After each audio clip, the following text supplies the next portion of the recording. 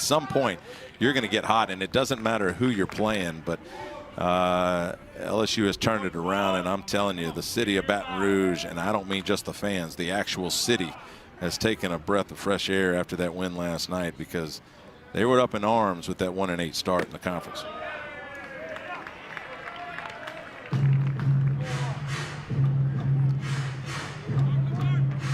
And back to Sean Harney, it may be that he's just getting the 9-hole Zach Arnold out, because Kentucky has the pin moving.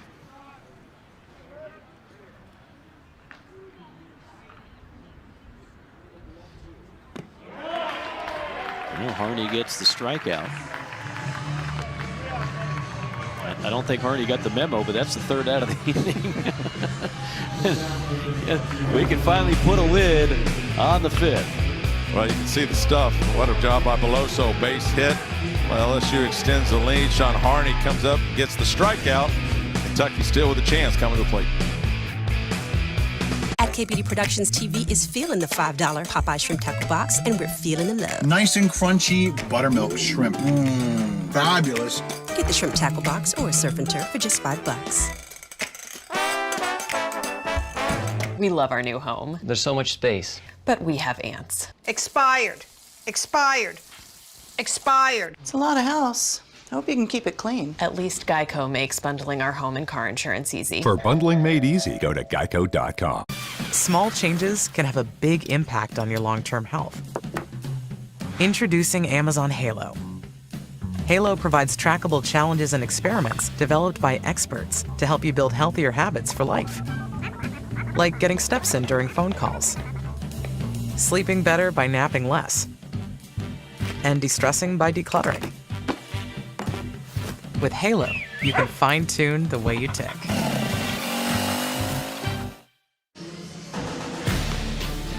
It is a 7-1 LSU lead, game 2 of this 3-game series. LSU winning the first game in convincing fashion, 15-2 last night. A.J. Labus has been good. He does not walk people, and he's only allowed the 1 earned run, 4 strikeouts. Dugas has been even better. A triple, a homer, 2 driven in. LSU is a team now 5 consecutive games with a home run. And for Kentucky, the story has been the lack of prowess on the mound. With the exception of Sean Harney in his third of an inning, everybody has put some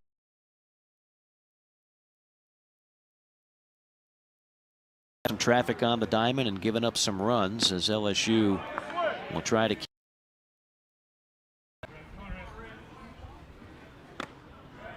You're going to love this number, Todd Walker. This is going to bring a smile to your face. You're going to sink into that couch with joy, grinning ear to ear when I tell you this number.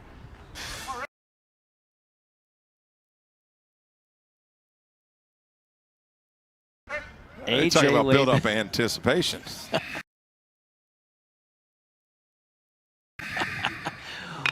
Well, I know that is bounced to third, throw across the diamond.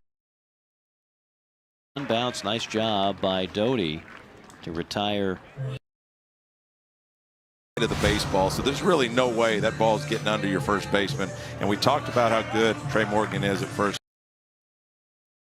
base. If you're an infielder and know that I can throw it just about anywhere and it be caught and I won't get charged with an error, it gives you a lot of confidence. And I know for Doty, Thompson, and Arnold around the infield, that's huge. Plastiak plasters one into left center field for a 1-out single. A little production from the 8-hole for Kentucky. The 4th hit of the game for the Wildcats. Predictable than if we were playing on a true surface. If you see the higher levels, especially on the left side of the infield, if the ball is hit to their right, the third baseman or the shortstop, they almost always bounce it, because the first move you make from catching a ground ball low is your lead shoulder goes up in the air to throw it. And most of the time you'll see a lot of younger kids launch it into the stands because of that. But the older guys and the veteran guys have learned that if I can field the ground ball around, at least my first baseman has a chance. And right there you saw Doty do a perfect job of that. And again, when you got Trey Morgan that's down on the ground and he's not going to let it through him, it gives you a little, especially on the turf. You want to use that. The ball actually gains speed more than if you threw it in the air because of the wet ground and the bounces off the infield or the outfield today. And keep in mind for LSU, K. Doty's holding down third base well, but that's been a revolving door. You know, they started actually a guy that's on the mound now in the first 2 games against Air Force, Will Helmers, and then they've tried Jordan Thompson at third. Third base is not easy unless you get extremely comfortable over there and get comfortable with the throws, know that you're going to get some hot shots, and K. Doty's done a tremendous job holding down that position. 1-2 the count on Hill. Swings and misses, strike 3.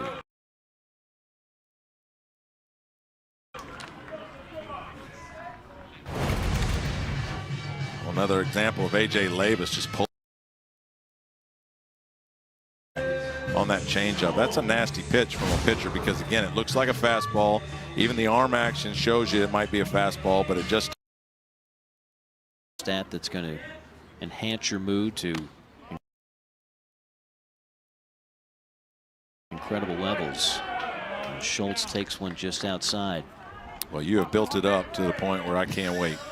Well, what do you despise more than anything? You walks.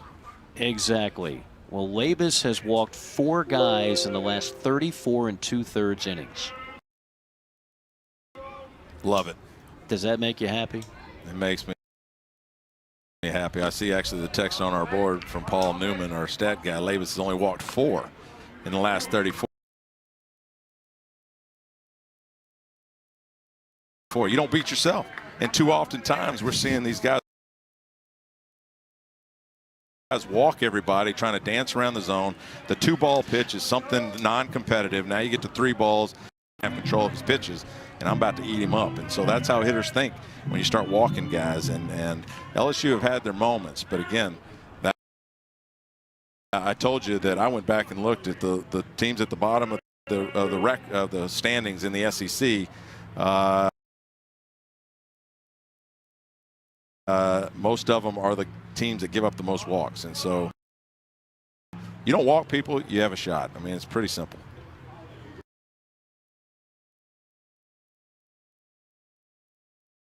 Not only did I make you happy, I fired you up with that stat.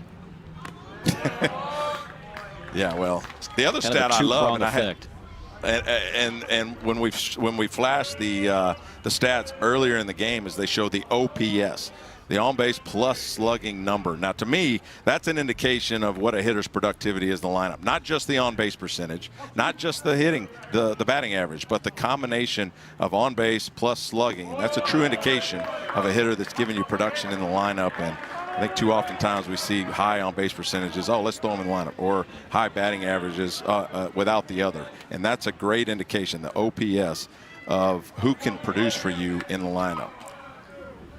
When we have more time, I'm going to give you a theory on how to make that OPS more digestible for people, because I don't think people know what a good OPS is these days. And of course, the moment that we praise Labus. Yeah. So it's 5 walks in 34 2/3 innings pitched. Still good numbers, but go ahead. What's your digestion? All right. Well, you and I are going to. I'm going to bring this up again at other times. So, you know, when you see an OPS of 1.165, I mean that's hard. Like, you know, 300's a good batting average. You know, 400's a good on base. You know, 680's a good slugging. But what is a good OPS? If you just took the OPS and divided it by 2 and give me the raw number, I think that would be more digestible. That's just a little. I got smoke coming out of my ears right now, but I think I'm following you. But a 1.1 OPS is a great number, right? I mean, most guys land in the 0.7, 0.8 range, you know. It's kind of a combination of your on base plus your batting average, but of course it takes into account your slugging, which means doubles and triples are worth more, home runs, you know. But to me, it's a true indication of what you're going to get from that player at the plate. And the higher the better, of course. I love the OPS. I just think we need to make it a little more digestible. That's all. Like I agree with you, it's a great metric. Yeah, basically. I mean, once you start putting a number before the decimal on a offensive stat, I think everybody's like, whoa, this is too nerdy. Come on. So just divide it by 2. It has the same effect. Ground ball off the bat of Collette. In and out of the glove, and now picked up again by Arnold. Nice recovery to record the 3rd out.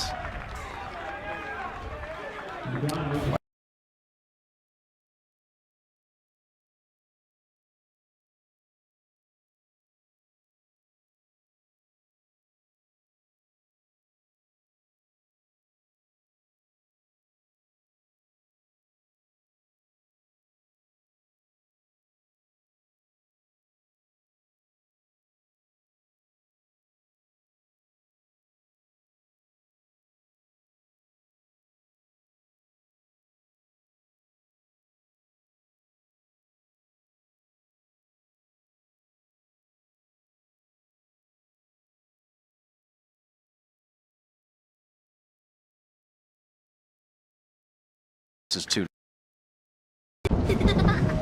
You have Cox Home Life, so you could see what triggered the porch light. But you're not thinking about that. You're thinking about how a little rain won't stop you from sleeping under the stars. You're thinking by this time next year, she'll be at sleepaway camp with Anna and Sophia. You're not thinking about the front porch. Well, maybe just a little. Stay close to the moments that matter. Cox Home Life will help take care of the rest. Here's to firing up the grill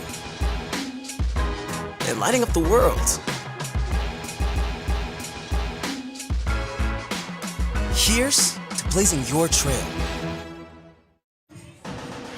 If you folks only knew the conversations that go on during our commercial breaks. Hey, LSU. A lot of home runs, 51.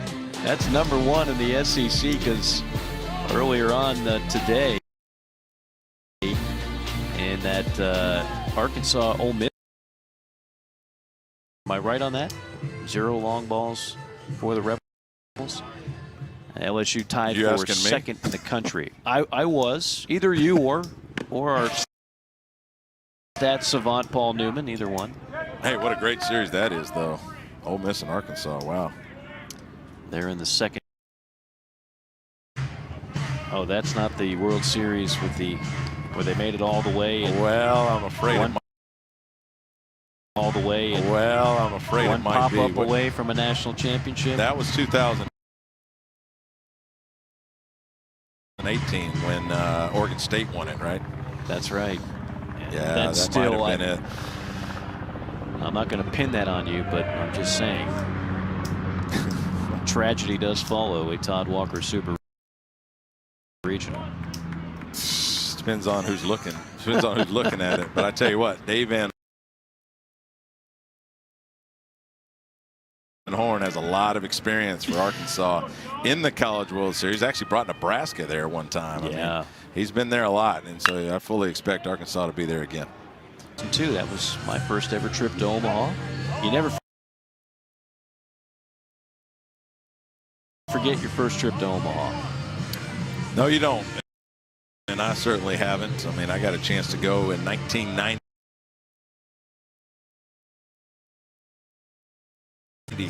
as a player my sophomore year at LSU, and I remember making the last out. Back then we didn't have super regionals, we only had regionals. The last out was hit to me at second base, and I remember thinking once I made the play, this is going to change my life forever, getting a chance just to play in Omaha, and it did, and it was, and of course I didn't think we'd win it. We did in 19. Most outstanding player. You remember the numbers that went along with that? I won the mop, and I had a mop. I had a mullet. You know, all fun in the back, business in the front. But I tell you what.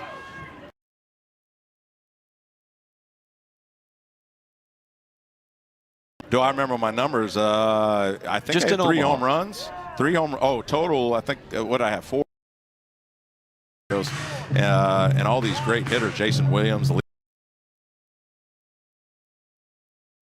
leadoff spot, the all-time runs leader at LSU, and so we were loaded offensively. So if you get stuck in the middle of that, you can't help but do well. Humble to the very end. Todd Walker, everybody. 1-2 pitch. Went fishing, did Dylan Cruz. The second out. That means he's not picking up on the spin. And tight spin from Sean Harney on those sliders. We've seen a couple swing and misses on that pitch. Do you know how many hits you had at LSU in your 3 years? Well, I know that Jake Mangum is now the SEC leader with 350 something. I think, and Jake Mangum, of course, was at Mississippi State for 4 years. I was at LSU for 3 years, and what, 310? 310 on the nose. I guessed. Very just a Rain shot in Man the of dark. you. That's a good one. People that know me know I'm a stat guy, man. I love the numbers and the stats. All they do is, you know, read the stats, but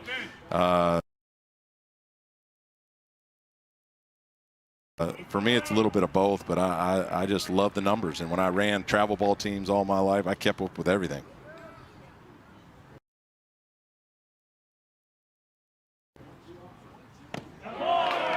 Swing and a miss.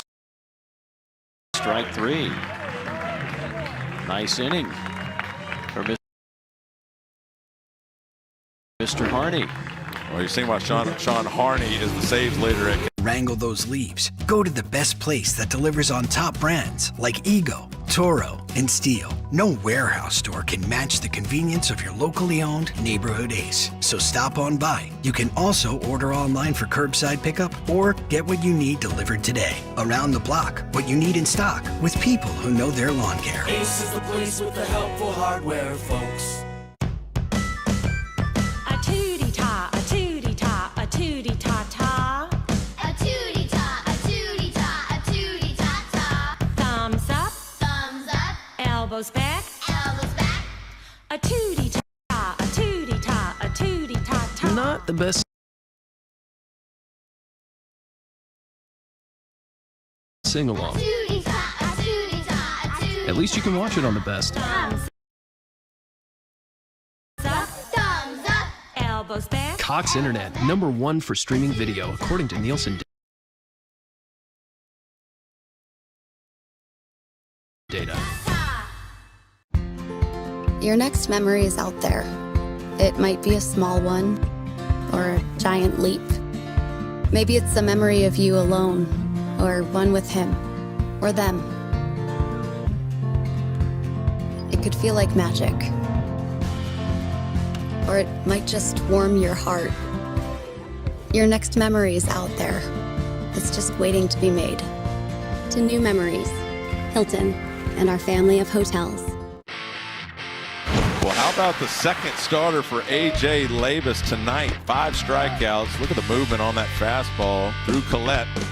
The lefty fastball in, and A.J. Labus with the curveball has been around the zone tonight. He's been accurate, and he's held Kentucky, a good Kentucky offense, to just 1 run.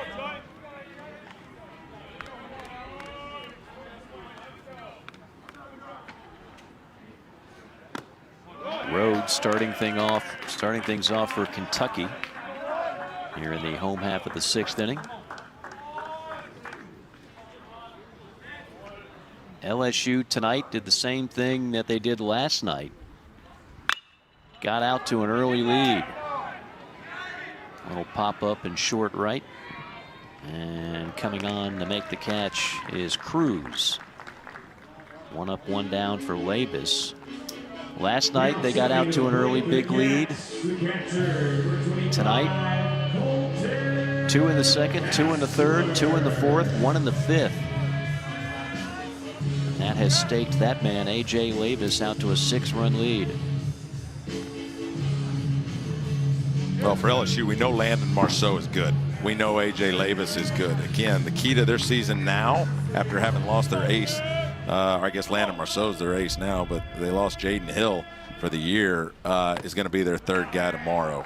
And whether or not he can hold down that role in the conference against these powerhouses.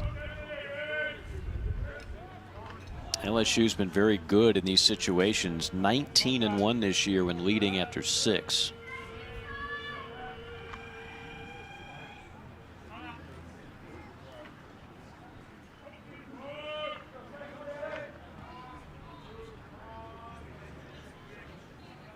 Kessler 2 for 2. Yeah, pay attention to his head. I mean, he just doesn't move his eyes very much. So when you move your eyes around, the ball dances around with you. But if you keep your eyes still and on a nice, easy plane, like you see Kessler doing, you're able to see the ball a lot better. He's taking these pitches, you know, like he sees it right out of the hand and knows whether it's a ball or a strike. See, like that's inside. That's buried inside. That's a nice pitch by Labus, but it's not a pitch you can go after. And that's tough now because in order to hit that pitch as a left-handed hitter, you got to open your shoulder early. And I'm not even positive it was a strike. It was a low inside pitch. But now Kessler has to erase that and just stay inside the ball because you have a tendency to pull your shoulder out if you're trying to hit that pitch. And he'll throw something nasty on you on the outside corner. Was the starting catcher before he went down with injury.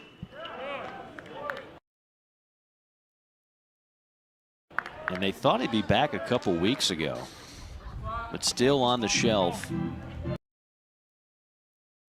And all Colton Kessler has done is come in as the starter.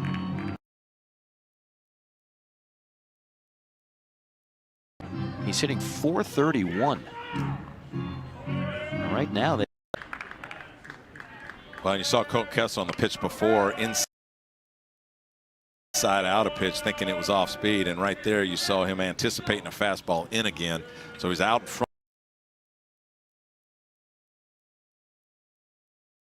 front just a little bit. And with 2 strikes, I always thought you got to give up on that fastball in. Even though Labus proved to you he can throw it there, just give up in the fact that you might get jammed, but stay back on the off speed.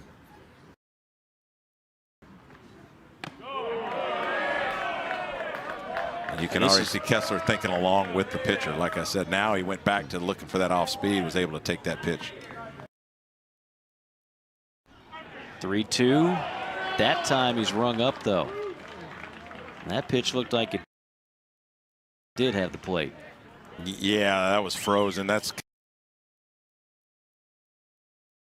kind of outguessing yourself, but I can see Kessler thinking along with this entire at bat. You change from pitch to pitch on how you're going to attack it. He probably thought that was a little bit up right at the waist, but it would look good to me. But Colton Kessler has had a great approach on every pitch. And again, as a hitter, you're always changing pitch by pitch of how I'm going to swing it. In order to hit that fastball in, you got to pull the shoulder out early and you got to get the head out. But you can't do that same swing with a change. His season high for pitches in a start this year, 104. That was his last start against Vanderbilt. So we could be looking at the final inning for Labus.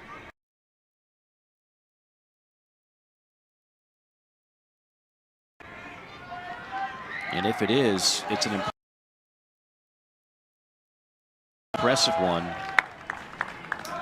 1, 2, 3, nothing across for Big. Moisturizes deeply with no sticky feel. The game-changing Nivea Breathable.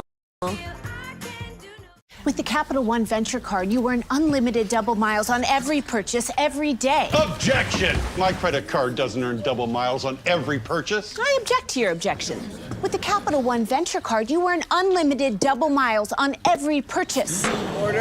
And may it please the court, earn 100,000 bonus miles when you spend $20,000 in your first year. I'll allow it. No further questions, Your Honor.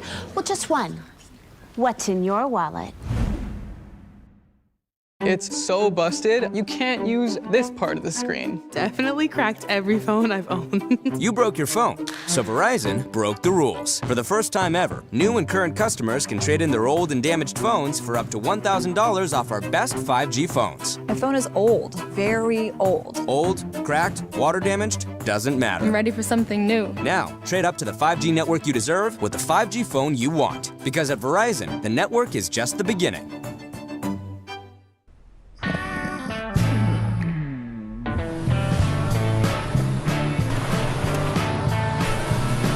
Right now, get $1,250 customer cash on an adventurous new 2021 RAV4. Toyota, let's go places.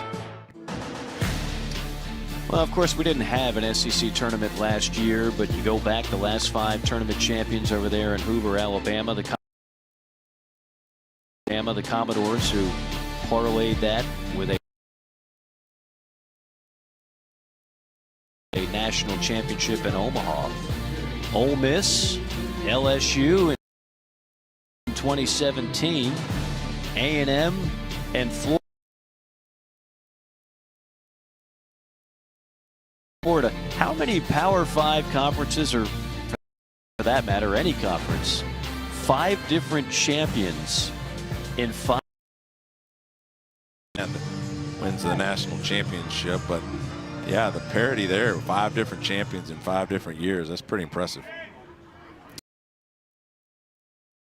SEC tournament back in Hoover this year, May 25th through the 30th.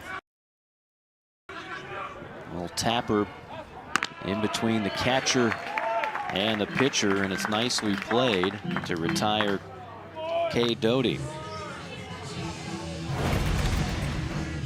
Well, nice job by Harney fielding his position, coming off the mound. Tells the catcher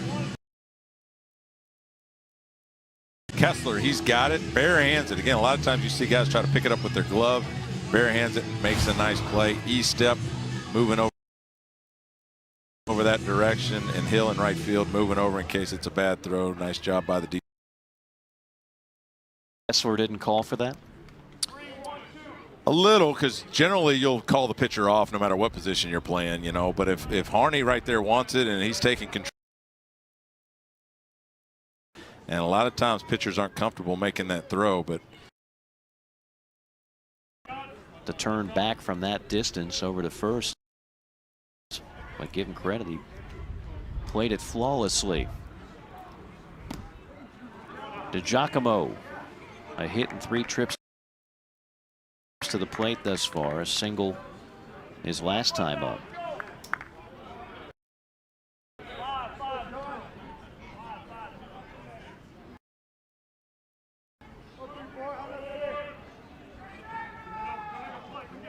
Who knows what kind of crowds will be allowed in Hoover by the time we get to late May. It's about 6 weeks away.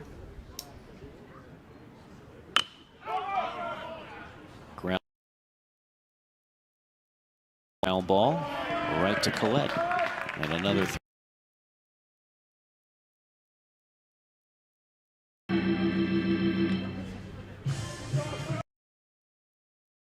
he's got the big weave and the facial hair, but that's why you see a lot of these LSU players with some salads out of hand, really. But they're he have hair restrictions? He used to, yeah. Really? Now you got Blake Money right there with the long hair and the goatee, and he's let these kids loose this year, I guess you could say, and they have often relaxed. I mean, it's a lot more fun for them, and And not that it translates into wins, as we've seen with LSU. It may eventually, but that's something Maneri did to start this year based on, again, what everybody in the country had to go through last year, and just let them have a little fun. Sure. I think that goes for you too, Todd. Let it go this year. Just let it go? Yeah. Just let it go, man. It's a good catchphrase for us in 2021. Just let it go. No more of the CPA look.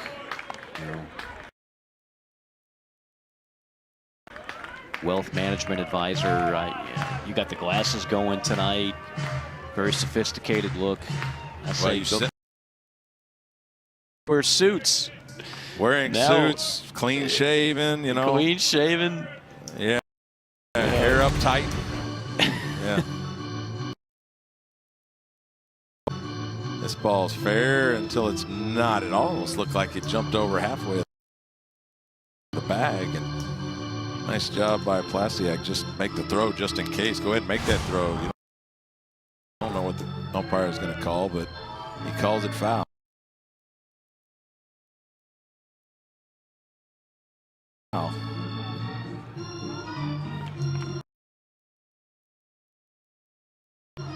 Yeah, the hair. See, this is not a college look. I love it. With his second hit of the game. And that's a great point, too. I mentioned Kevin Millar when we were the Boston Red Sox. Always used to say, I'm way funnier when I'm hitting 300 than when I'm hitting 200. And if you're getting the job done, I mean, you can pretty much get away with anything.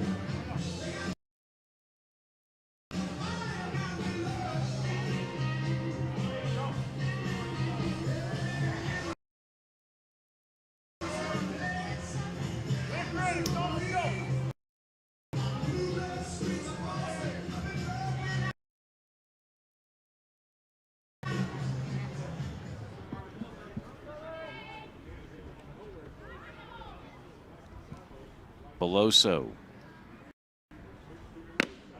His play to the pair tonight.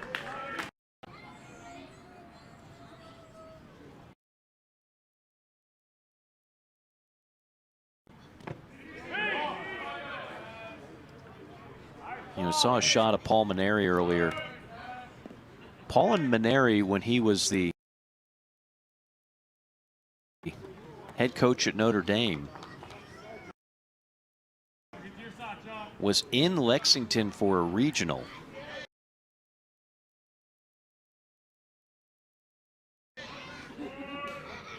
And Kentucky eliminated that Notre Dame team. And that was the last that year. Also a pretty good football player. There in South Bend was they played Pittsburgh, and that Samardzija was there as the wide receiver. Definitely a different atmosphere than football in Baton Rouge, but it was a lot of fun. Everything's a different football atmosphere than Baton Rouge, right? Well, in their defense, out in South Bend that day, it was 20 degrees maybe. Yeah.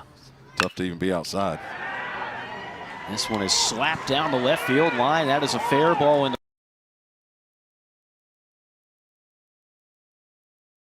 the corner, and they will send the runner. Here comes Thompson. The throw beats him there. The tag is applied. Nicely done by Kentucky. It all started with a new in left field, and they get the runner Thompson at home plate. Well, Nolan Kane, the third base coach, always talks about, you're like a kicker in football. If you do it right, nobody notices. But the one time you get somebody blown up, you get blamed for it. He's done a great job at third base, Nolan Kane. And right there, you're going to send him with 2 outs because the chances of him scoring on a bad throw is much better with 2 outs than the next guy coming up and having to get a base hit. So you send him, take a chance, didn't work out.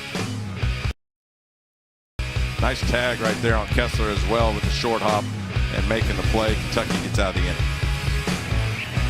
Everybody's invited to have a meal together. Having a solid standing dinner makes your whole table bang. Turn on the game and go and grab your bowl. Taco mixer through the uprights like a winning field goal. Never knew what you were missing was a taco standing up. Now you want it, you got it. Old El Paso standing stuff.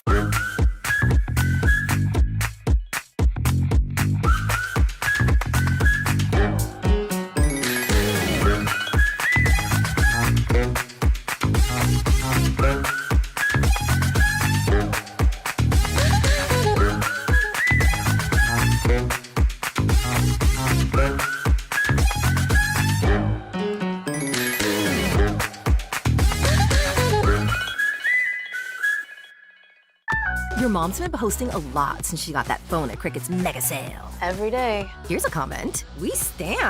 Constant Contact has powerful email marketing tools and more to help you do more business online. Power on with Constant Contact. Try with Constant Contact. Try it free today.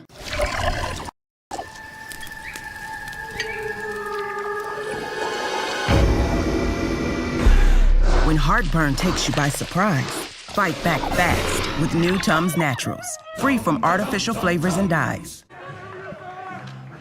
And we welcome you back. Bottom of the seventh. About to unfold with LSU leading at 7-1. While we were away, they did review that play at home plate, and I got to say this because the implementation of replay has been Posey, the home plate umpire, all over that. I mean, maybe he tried to slip his hand in there, but more often than not, in fact, probably 85–90% of the time, these umpires are right. And again, another great job by Kessler, not only catching the short off, but putting his leg in front of that plate to prevent him from getting his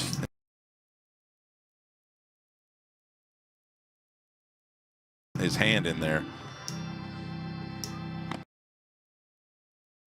Between the Mets and the Marlins and the play at home plate with Conforto. I don't watch the Mets, Mike. You can fill us in as a big-time Met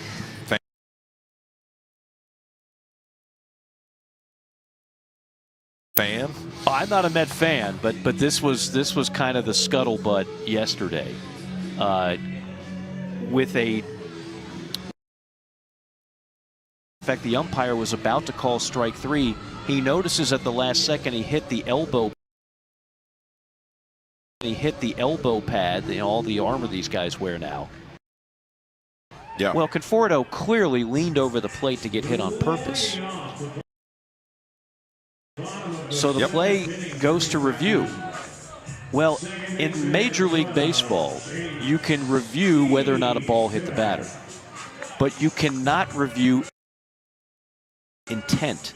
So even though the home plate umpire, and he later admitted he missed the call, and everybody knew he missed the call, you couldn't overturn it because that's not part of the review process in Major League Baseball. It is part of the rules, however, in college baseball in the SEC. Well, if you talk to Paul Gillier, who always mentors us, on these rules, he'll say, did the ball hit the hitter or did the hitter hit the... You and I have said at times replay might actually seem a little bit like overreach in the college game. And thankfully we haven't had many tonight. The one that we just had couldn't have been done any better. Kudos to everybody in Birmingham and everywhere else on that. But that is something, and I'm going to send you that play because I want Todd Walker to see. It was egregious. Ball is laced into right center field. That's going to be over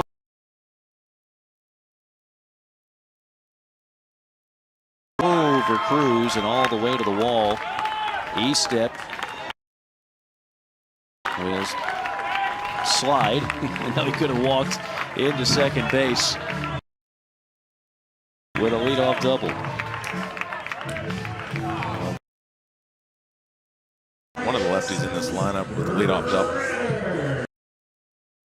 Sixth double of the year for Chase Estep, the second baseman. I'm looking at my score. That's the first time Kentucky has had the leadoff man aboard since the second inning. And that is, if you want to have a good outing, that's a good ratio right there. 5 out of 7 times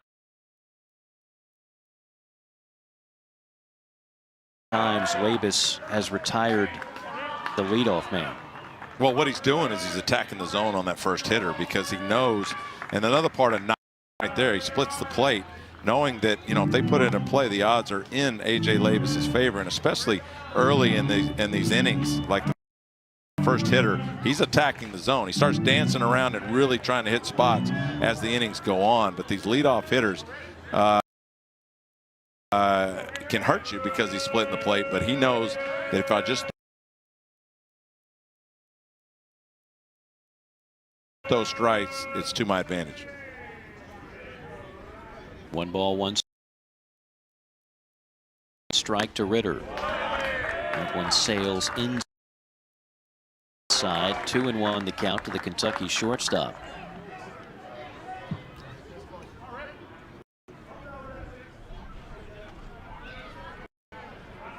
We were questioning whether or not Labus would be back out there. He is, but he's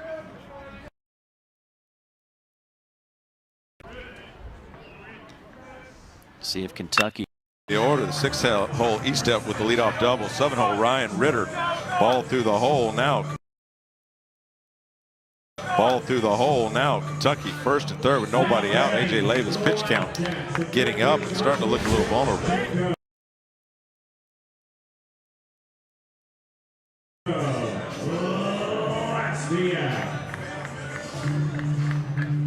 LSU has the young Ty Floyd in the bullpen. And that'll probably be it for A.J. Labus at 99 pitches.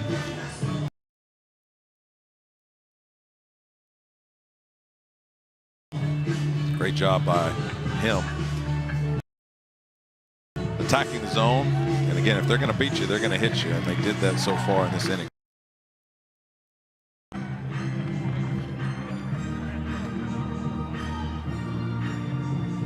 You can tell this is really crispy, juicy, and tender because we wouldn't take the time to butter all these potato buns if it wasn't worth it.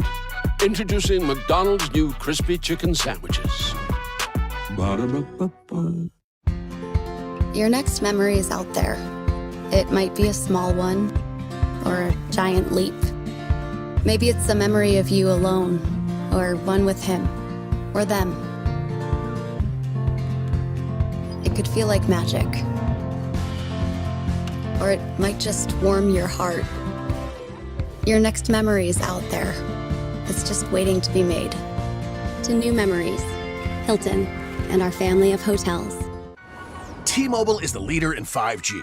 We also believe in putting people first by treating them right. So we're upping the benefits without upping the price. Introducing Magenta Max. Now with unlimited premium data that can't slow down based on how much smartphone data you use. Plus, get Netflix on us and taxes and fees included. You won't find this with the other guys. In fact, you'll pay more and get less. Right now, pay zero cost to switch. And bring your phone, we'll pay it off. Only at T-Mobile. A.J. Labus was good tonight for LSU. The fastball had some life to it. He had a great changeup. There he gets Collette on the fastball. The curveball, he was hitting the corners. Struck out 6 tonight. Took LSU into the 7th inning. Landon Marceau went into the 8th last night. So LSU really hasn't had to use their bullpen. And that's what you want these starters to do, is eat up innings. A.J. Labus innings. He didn't record an out in the 7th, so 6 innings pitched, 6 hits, 6 strikeouts, and again, I love only 1 walk. Kept this Kentucky lineup rather silent for the better part of the game. Ty Floyd hopes to keep him that way. His 11th appearance of the year. 12 1/3 innings pitched, a 438 earned run average. What more can you tell us about Mr. Floyd?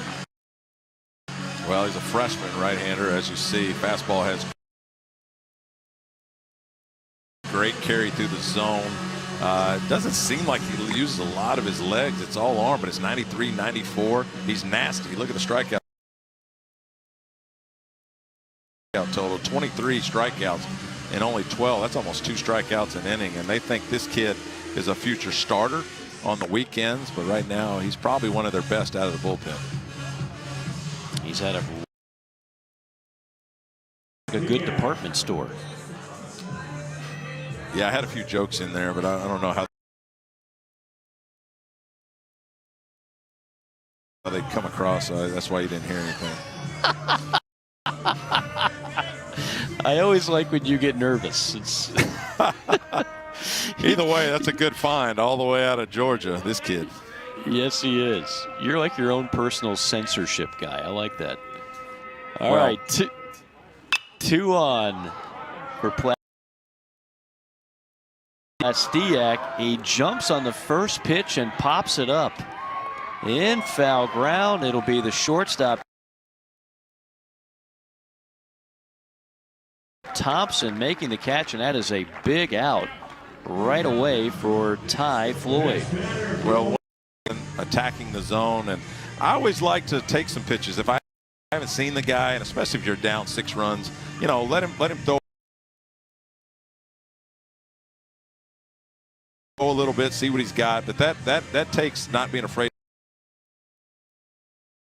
to hit with 2 strikes. But Plastiak jumps on the first pitch, pops it up.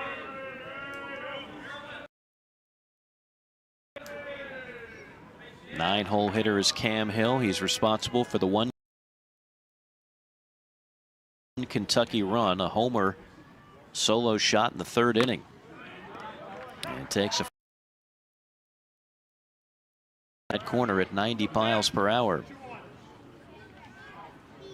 By the way, we're solving the Rockmart Georgia. You'll see Ty Floyd's parents. Yeah, why not?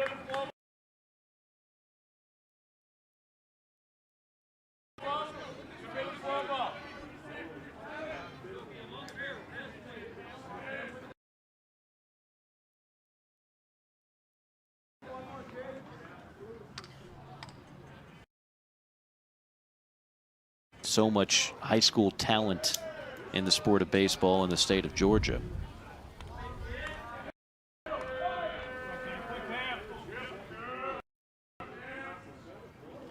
That is a base hit, and Kentucky will get another run home. It's 7. Believer in you're not going to come back from a big deficit at this level late in the game unless the other team walks you or they start kicking the ball around. And nice job by Cam Hill. First the home run in the 3rd, and now the base hit the other way. See the throw in from Dugas, and it just kind of short hops Doty to where the runners are able to move up. You start giving extra bases and they can come back.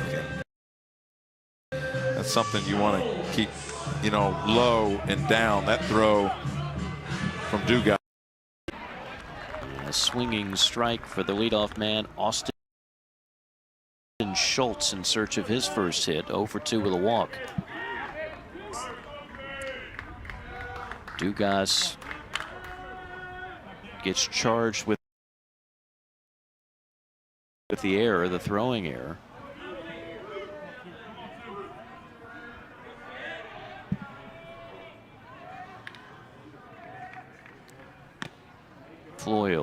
Floyd rather deals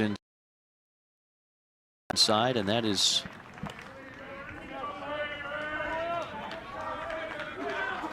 I believe they called that a strike. We have 1-1 on our score bug there, but I thought I saw home plate umpire Will Posey signal strike. Yeah, he did. It's 0-2.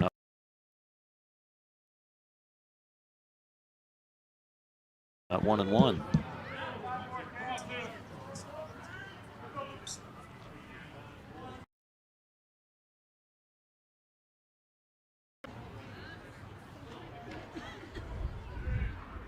Oh, 2 to Schultz. Line foul.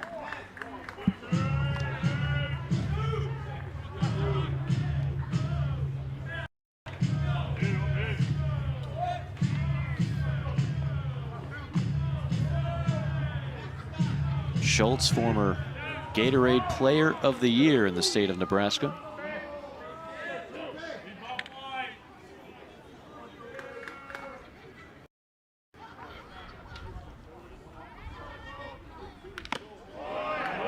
High and tight. You see, like you just mentioned, a lot of these kids, gravitating south. And, Brad Bohannon talked about that when he was recruiting. It was easier to get a kid to come south from the north than it was to get a kid to come north from the south. Right. And a lot of these kids now want to play in the SEC, and Nebraska and other schools up north lose a lot of those kids in the state. I mean, LSU baseball is a brand, so you can just flash up those 3 letters and draw the attention of kids all over the country.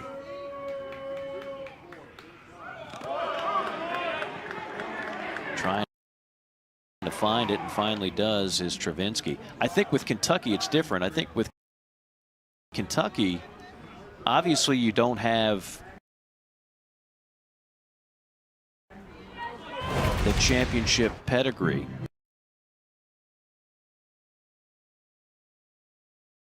You take another look at this pitch.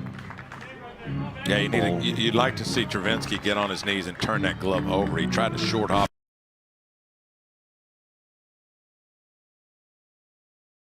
with that glove. You turn it over between your legs and block that ball and keep the run from scoring. He was able to keep it in front. Yeah, he might have gotten a break. That might have hit the home plate umpire, Will Posey. It looked like it might have gone through the... You're selling, again, for all those kids north and in that part of the country, and they've also had a number of Canadian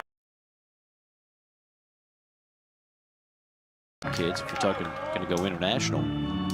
It's your gateway to the SEC. Yeah. Now you've got this beautiful ballpark. The old ballpark was clearly outdated by SEC standards, so now you've got top of the line facilities. You got a super regional a few years ago under Nick Mingione. I mean, there's a lot of positive things to sell for this program.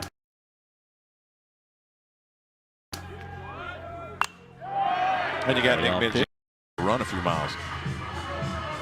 No question. I think maybe not you. You don't work out, do you? We talk about I got a workout in today while you were playing Fortnite.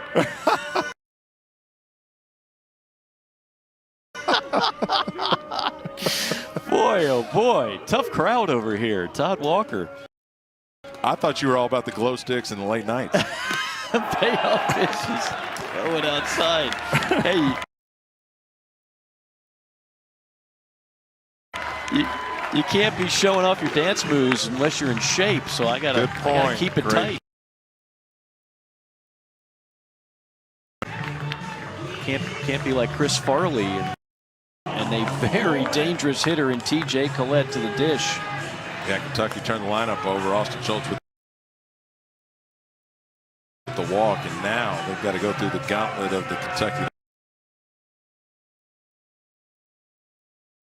lineup. Collette, Rhodes, and Kessler with only 1 out. Bases loaded. There is no one Kentucky would rather. Third, bases loaded, whatever, where I wanted to be patient. I didn't want to swing at the first pitch. Ty Floyd can get a ground ball with that little sinker that he has, and that's a double play waiting to happen, and he buries.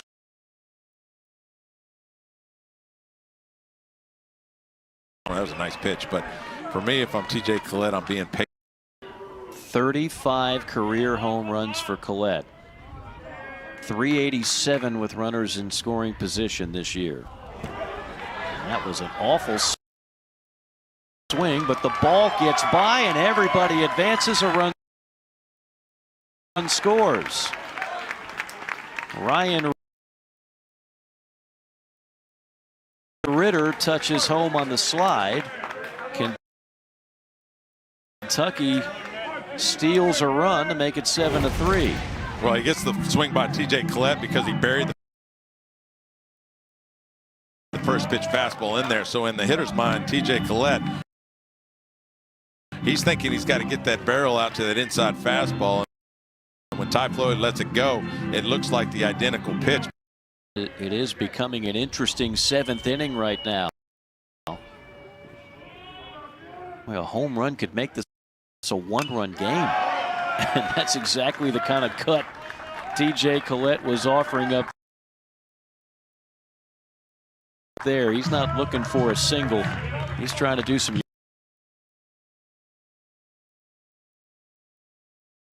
yard work. Well, if I sat back on the off speed, I was still hit it the other way. The only thing you're going to be susceptible to cover both. 0-2, and just got enough to stay alive.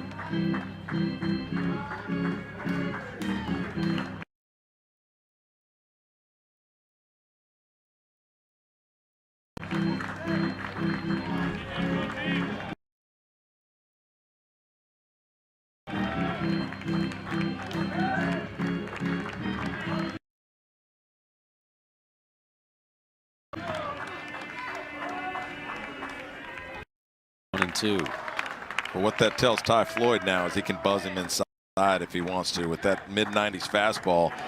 With the T.J. Collette being able to hold up on that nasty pitch right there, he's going to be a little hesitant to swing at that fastball in, and that would be the next pitch in sequence to me.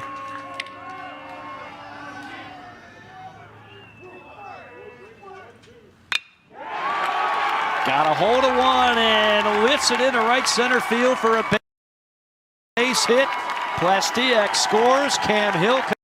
Collette sitting back on those curveballs. He just throws the hands out there and hits an outside curveball into right center, scores 2 runs, and that's why he's the hitter that he is. He's able to put that type of at bat together and still come through with a 2 RBI base hit. And that's what you love about watching a veteran, right? I mean, he has evolved. He was always a bopper, right?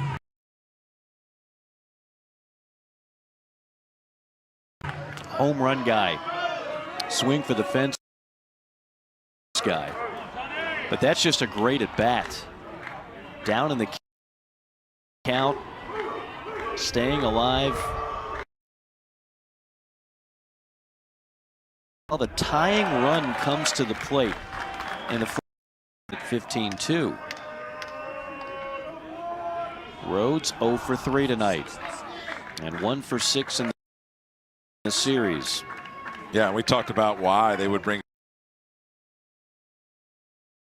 Sean Harney in a 7-1 game. Now it starts to make a little more sense. Yes, kept them in it, you know, keep it in it. Now they're a 2-run deficit. You still got one of your better pitchers out of the bullpen in the game, and you got a chance.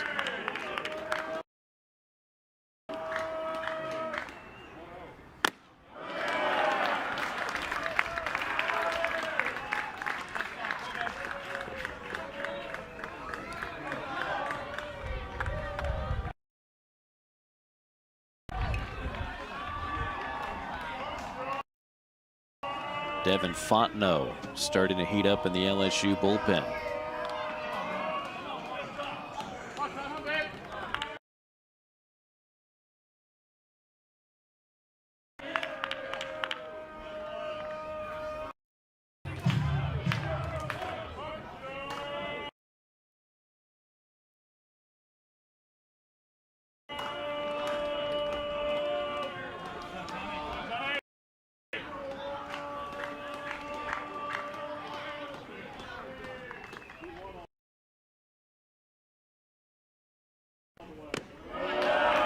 Off the plate, 3-1. And right now, Ty Floyd starting to feel some of this pressure.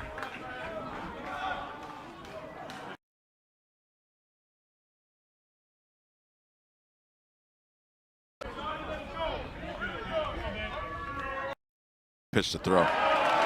He's trying to throw it down the middle and can't. Just missing.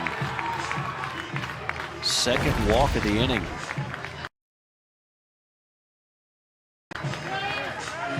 He's just trying to throw it. I mean, there's no other way to throw it except right down the middle, and that's how badly Ty Floyd is missing at this point.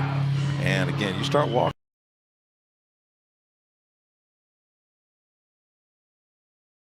people, and you're going to give them a chance. That's already the second walk in this inning, and they're going to go to Fontenot, who's one of the more reliable guys out of the pen. It's a two-run game.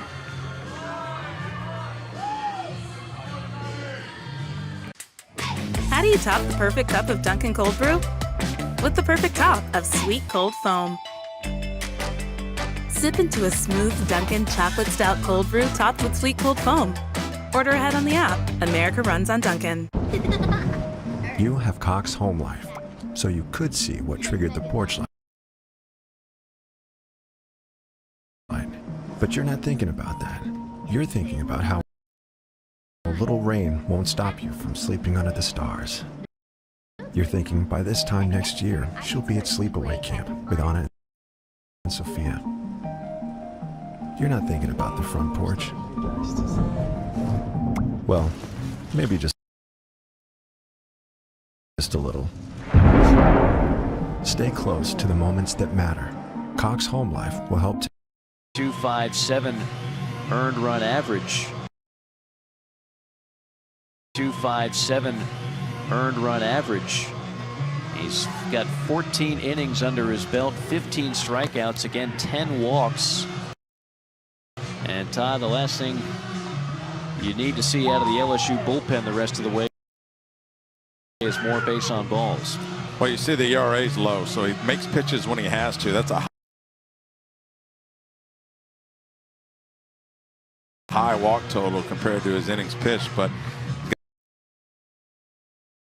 got a mid-90s fastball, 3-pitch mix, slider change, but this is the senior. This is the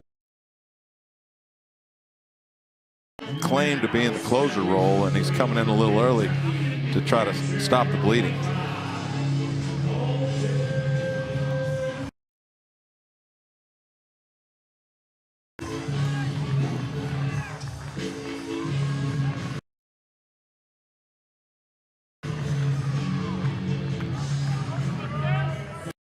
Purple is on the mound.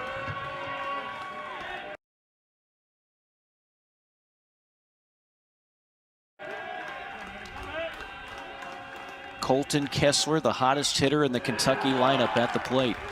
2 more hits tonight, and Kessler hitting .424 on. Doing not much of anything offensively.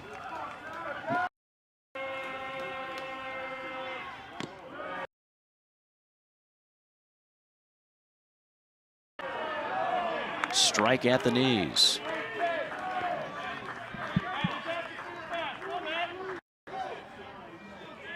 Kessler is the 8th Wildcat to come to the plate here in the bottom of the 7th.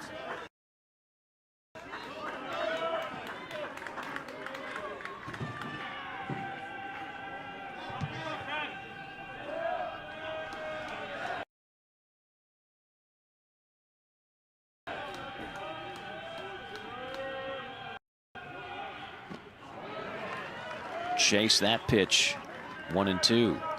Well, you see Ty Floyd coming in, pounding that fastball inside the lefties, and now Devin Fontenot doing the same thing. It's the best pitch a pitcher can throw, especially to left-handers, because when that fastball comes middle in as a hit,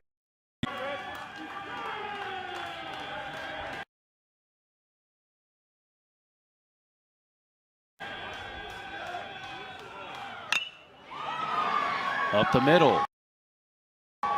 Vacuumed up by Thompson for 1 over to first. Double play. Thompson to Arnold with a relay to Morgan for a much-needed twin killing. Fontenot gets it done again. Well, Devin Fontenot buries that ball on the inside, and Kessler can't do anything, get jammed. Thompson to Arnold Big double play for LSU to get out of that inning.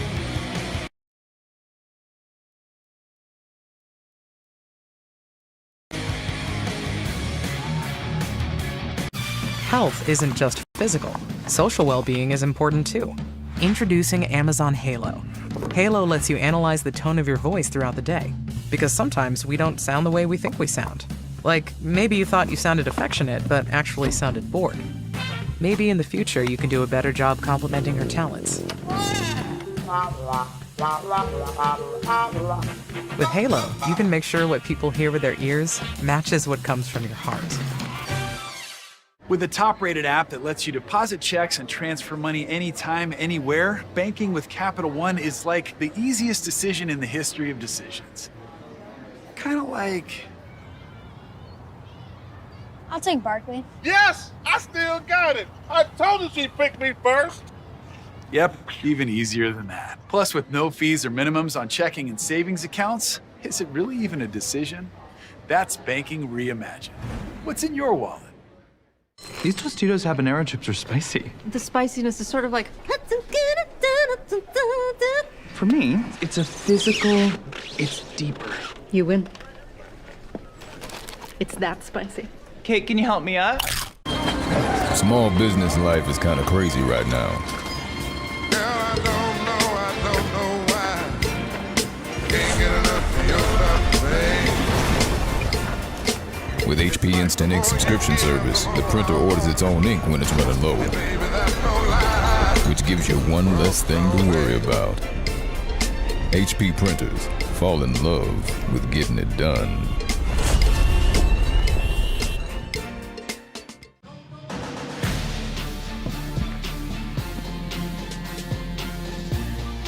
LSU leading Kentucky 7-5. Things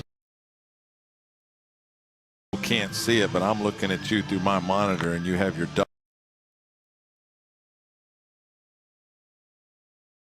dog on your lap calling the game. That's outstanding. Hey, Baxter. Baxter just left. He got a little impatient with me. I think Baxter needed a walk around the top of the sixth. Somebody forgot to tell Baxter that this is not softball. These games, you and I typically, we're running an average of about 325 a night. Some quality time. LSU could use some quality insurance runs after Kentucky made this a ball game. Starting things off here in the 8th. It'll be Travinsky, then Arnold, and then back to the top of the lineup.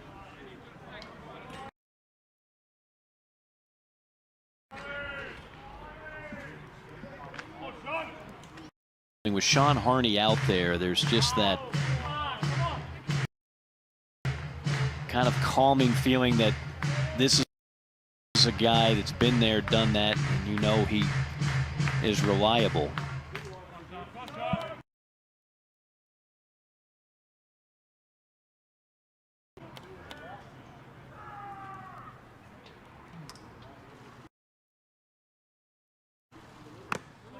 He's out of Massachusetts. Strike 3 called on an 0-2 pitch going right after him. Well, after Hayden Travinsky swung at a ball, you tell yourself as a hitter, all right, I got hitters. You're going on every pitch until the ball dictates that you're not. But if you tell yourself, I got to be a little more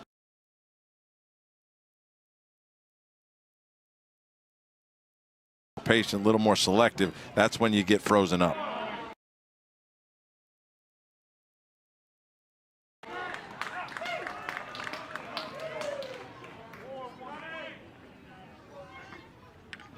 Nine-hole hitter Zach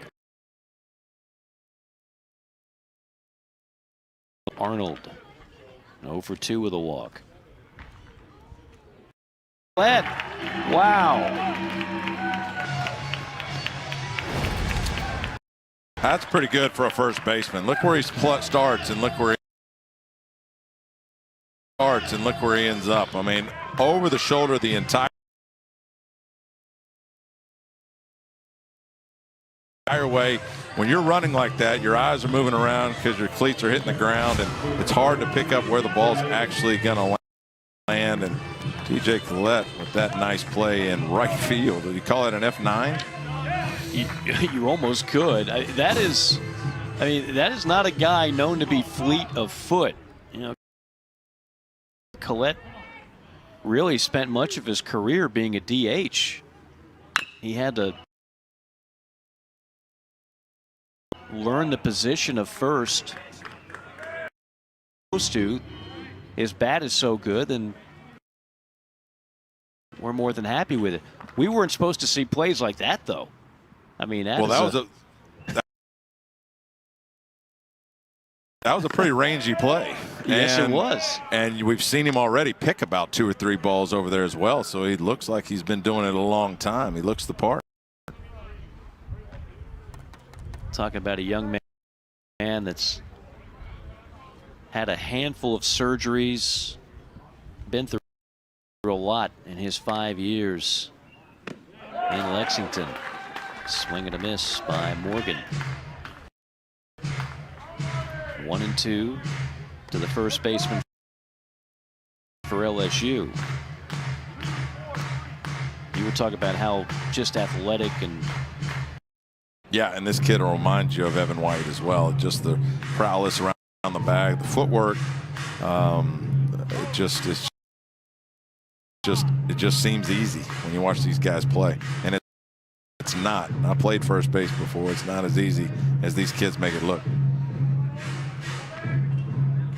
Evan White, by the way, won a Gold Glove last year for Seattle.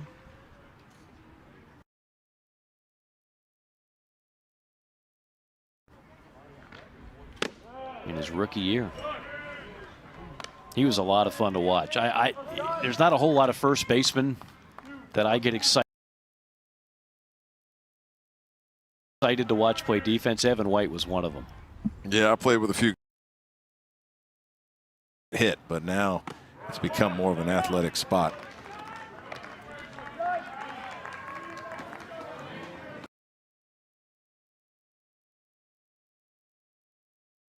A rare full count issued by Sean Harney.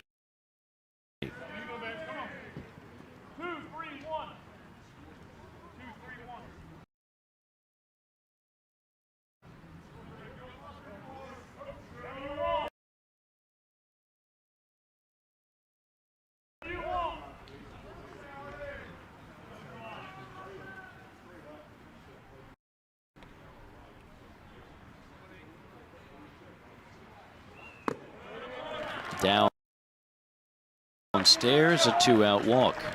Well, and that's what I was talking about. It's 2-0, 2-1, and 2-2.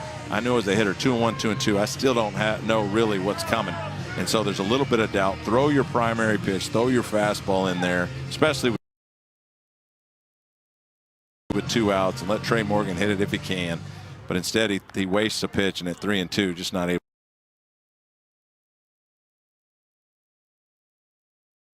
to throw a strike.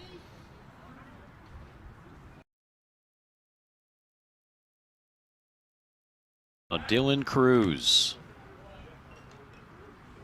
What a year for the freshman. Cruz came into this game night.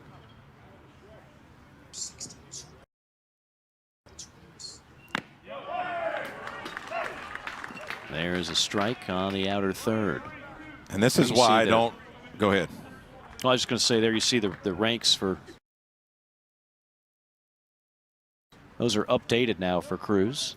4th in hits, 3rd in total bases, 3rd in runs scored, and tied for 4th in home runs. Oh, the guy can hit. But this is why I don't get excited about their pre-setup, because look where his barrel is. Down low. You wouldn't teach caught up, and how is the kid standing at the plate? Well, if you remember old Tony Phillips, at the Braves, you know, it doesn't matter where you start as a review. Trey Morgan with 2 outs, trying to get back, and that's really close. But when it's really close and it's replay, what happens? They stay with the call on the field. It's got to be irrefutable evidence, and right there, it looks like he got back. Nice pick attempt, though.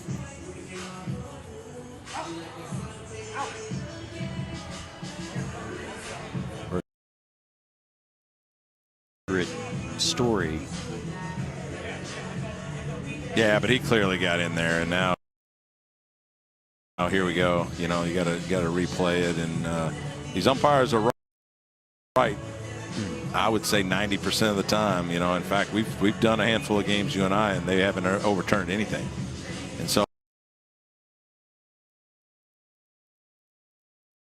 I think it speaks to, and you said this, it speaks to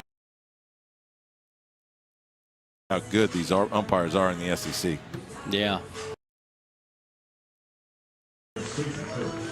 Ruling is confirmed, so we will. And I think you said you'd like to see this turned into scoring plays only, like a pickoff attempt at first base with 2 outs. Yeah. You know, let's go with what the umpire called. If it's a scoring play at home, it's probably worth the review. Scoring plays, boundary plays, home run or no home run, like to me, those are the ones I really want review for. Bang bang plays on the bases, particularly in like the 3rd inning, I could probably live without that. And talking to a couple of umpires recently, they could live without that.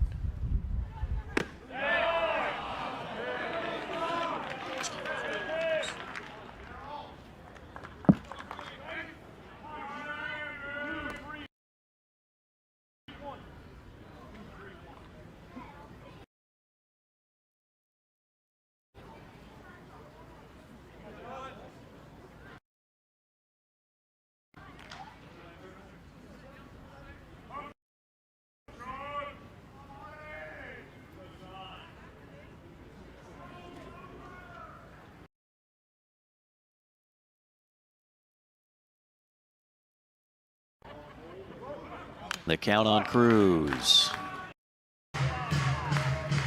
Cruz, the freshman from Longwood, Florida, Lake Mary High School.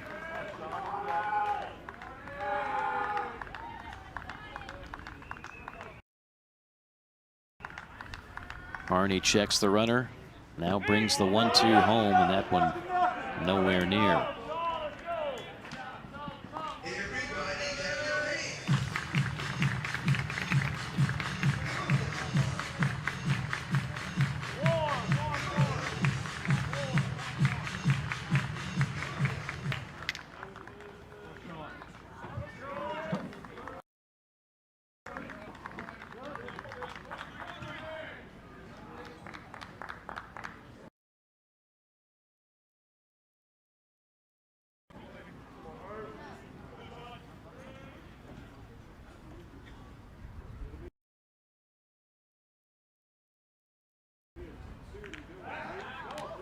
Quick throw to first. Well, he's got a good move, especially for a right-hander.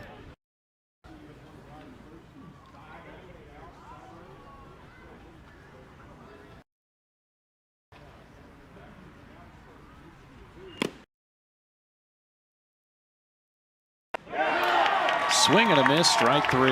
Harney puts an end to the LSU threat in the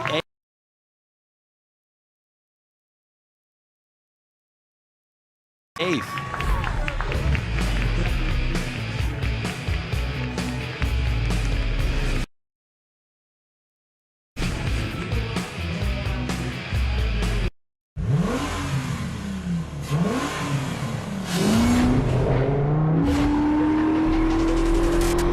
Right now, get $1,250 customer cash on a new fun-to-drive 2021 Camry. Toyota, let's go places.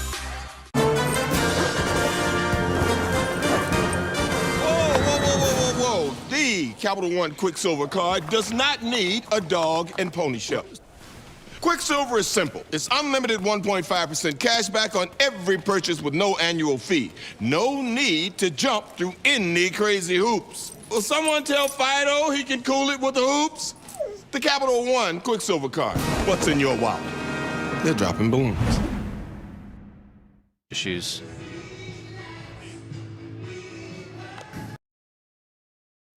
Okay, so you can hear me and I.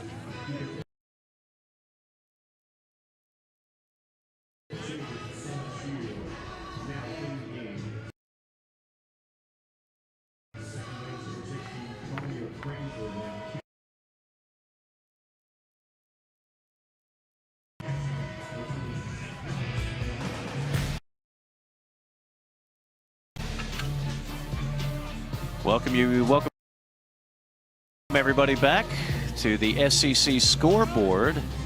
Gamecocks evening up that series by defeating Missouri 11-1. Alabama 7th. Mississippi State defeating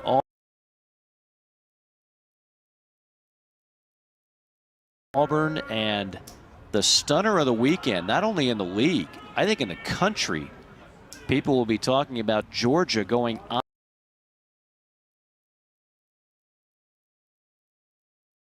on the road and defeating Vanderbilt 2 out of 3. I know that stunned you, Todd Walker.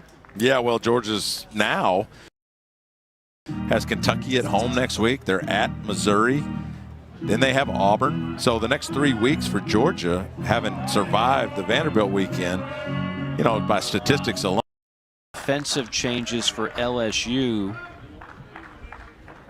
We've got a new catcher and a new second baseman. We'll get you up to speed on that in just a second.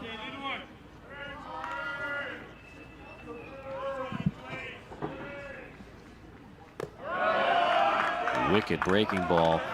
Anu trying to say it hit him in the back of in his back foot. One-point umpire Will Posey saying no dice there.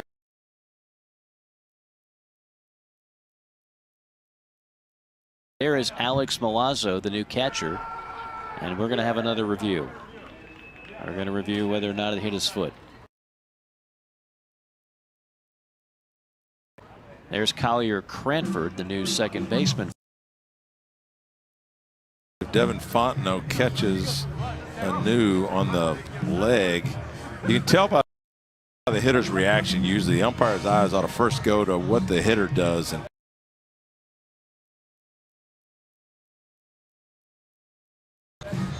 as Anu went after it, it kind of looked like it skipped off his knee before Milazzo buried it in the turf.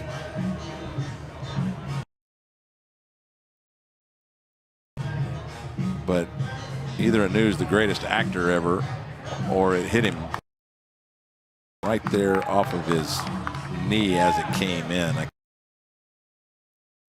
Yeah, it's tough to tell. Initially, it looked like it skipped off of his leg, and then Milazzo buried it. But the more I look at it, and I was looking at his reaction. He grabbed the bat and started to flip it like it had immediately hit him. It wasn't a delayed reaction where he's trying to fool anybody. So to me, it looked like he had thought that he had gotten hit, or would know it because he could feel it, but they're going to review it. I mean, we have a really good angle at it, and I'm still having problems.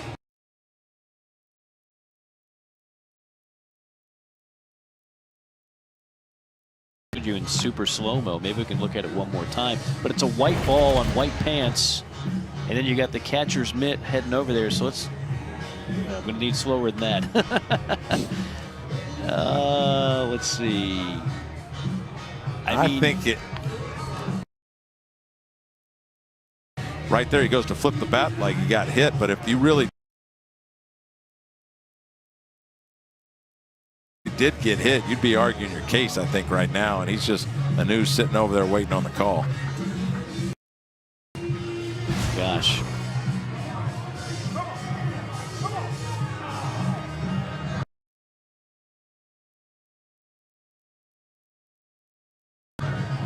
I'm not one shy of opinions, but I don't have one.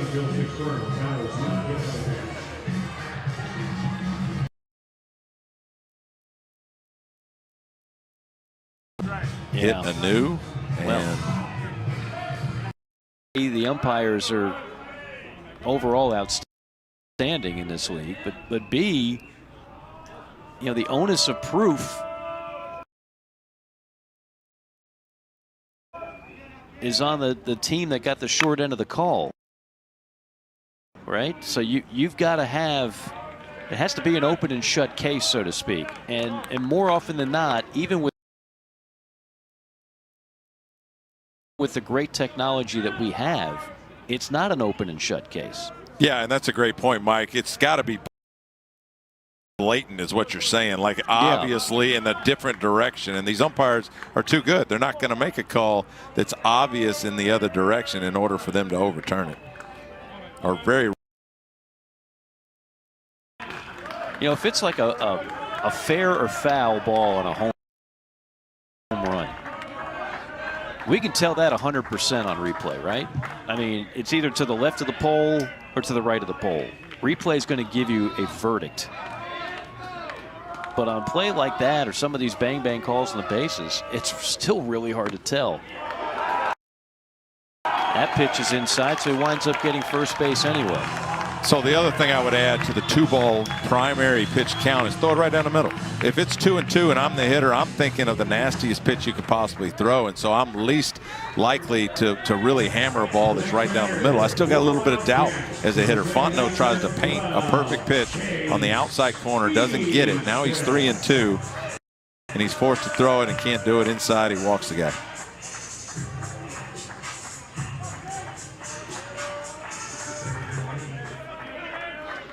E-Step representing the tying run at the plate. Not a power hitter, no home runs on the year, but he did double his last time up. And hitting .290 for the season.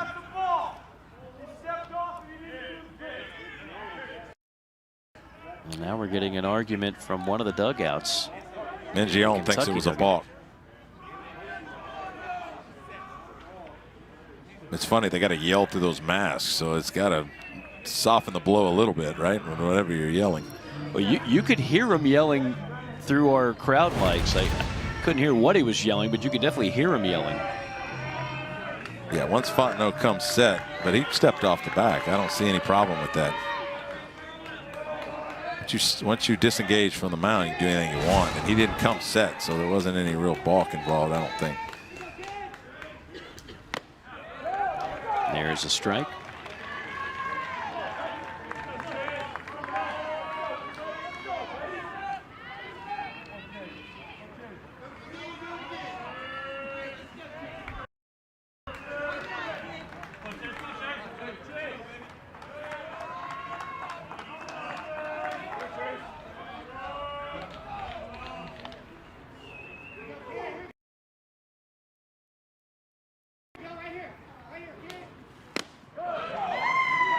Strike two. There he goes. Now you see Devin Fontenot going, you know what? I'm just here. Swing it.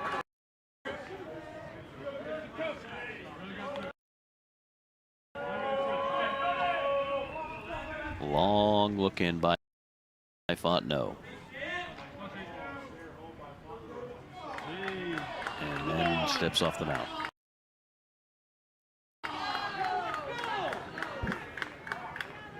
And now he's going to have. The new catcher Milazzo's in there, so they got to get their signals right. He hasn't been in the game.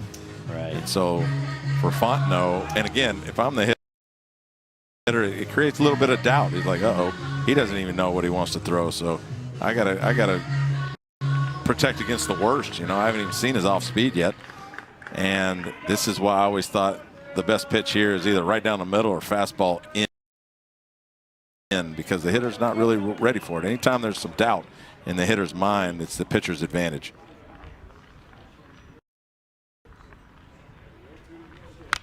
Oh, 2. And he did. He threw it right down the middle.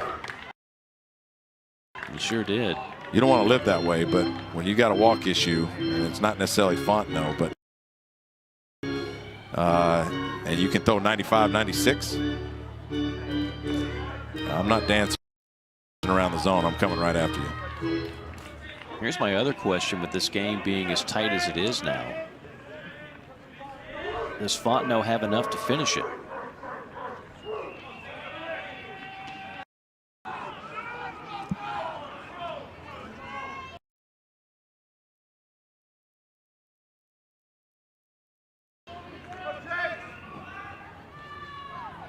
Of course, college closers certainly are known to have more stamina. They go deeper into games. Very few big league closers go more than an inning anymore. That's not the case in college. Not unheard of to have a guy go 2-3 innings as a college closer. You don't have as many appearances, of course. Good looking pitch, and that'll ring him up. Estep frozen on a pitch that I'm sure he would love to have back. This certainly looked like it had plenty of the plate. Might be thinking low, but it's definitely over the inner half. 2 strikes, that's when you hate to just go down looking. So 1 on, 1 gone now for Ryan Ritter, the shortstop. The 7-hole hitter is 1 for 3.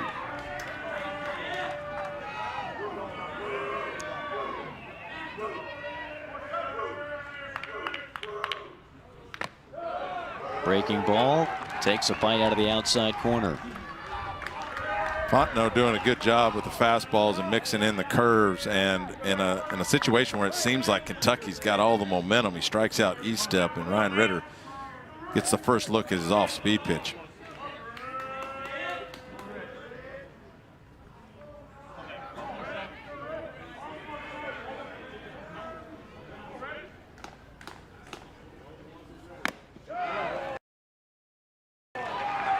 Another one on the outer third for a called strike. Nice job of attacking the zone by Fontenot right here with that pitch. And again, up in the count, 0-2 after getting ahead of Estep. Back-to-back hitters facing an 0-2 count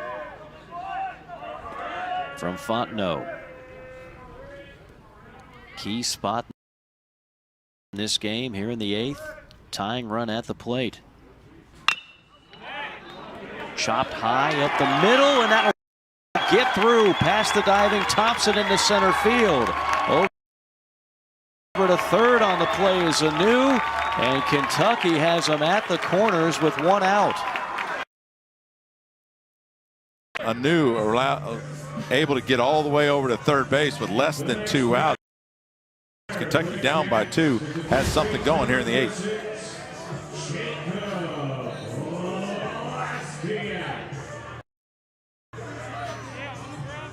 Again, LSU led this game 7-1 at the end of 6 innings, and they have been nearly flawless when leading after 6.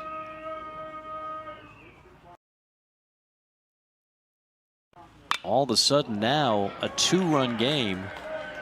Traffic on the diamond, 1 out for Fontenot.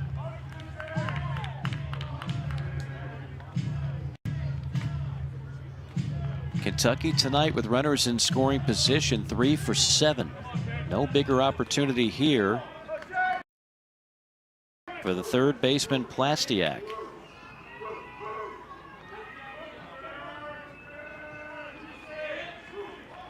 Anu and Ritter aboard.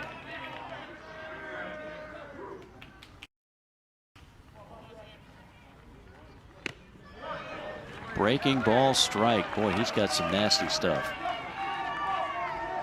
Fontenot 0-2 on the last 3 hitters. He struck out Estep, base hit to Ryan Ritter. Now 0-2 on.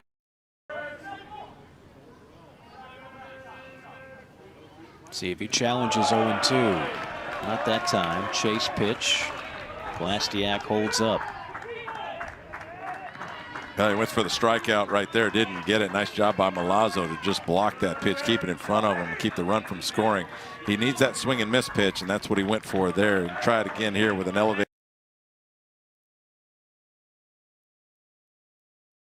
fastball.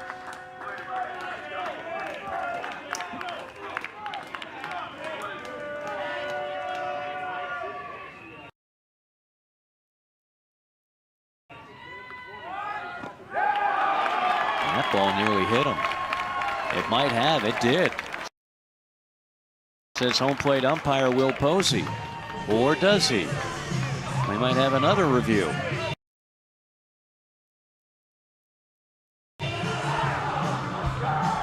Well, the second time this inning, you've got a Kentucky batter who is insisting he got hit.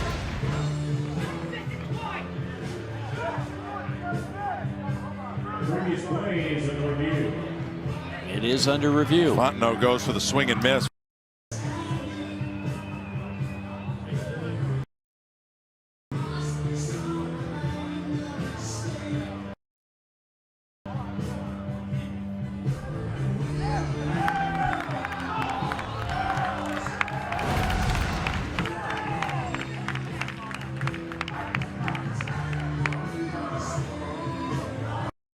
I don't think that hits him at all. I didn't think that hit him at all, Mike. It kind of looks like it bounced in front of his front foot. Yeah. Milazzo, an excellent job of turning that glove over and getting his body in front of the pitch just to block it. But you saw Plastiak point to his foot, but it didn't look like the one to Anu looked a lot closer than that one. Yeah, I agree.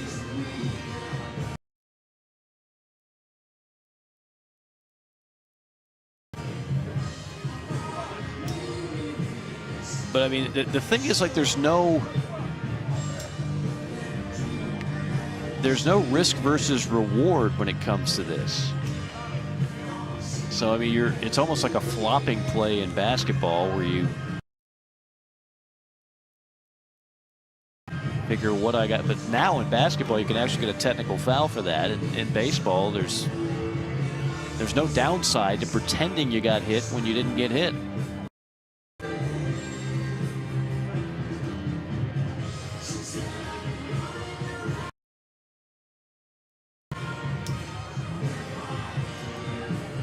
We've got reviews and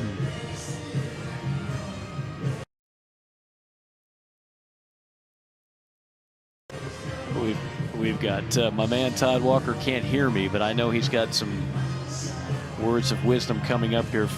First, the verdict. Yep, did not hit him.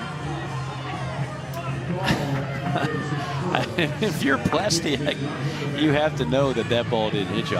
He's shaking his head. But, I mean, every review we had said that he did not get hit. And oh, by the way, Ritter did take second base on the play, so it's not all bad for Kentucky. Now you have two in scoring position. A base hit can tie it with a 2-2 count here in the eighth.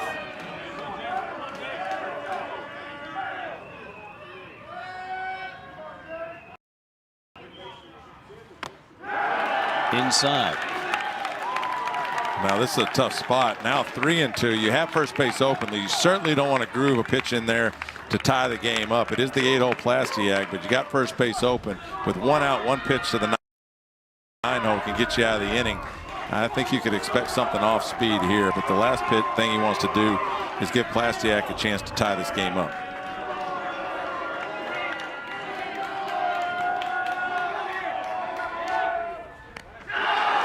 And that one definitely hit him. We don't need to review that one.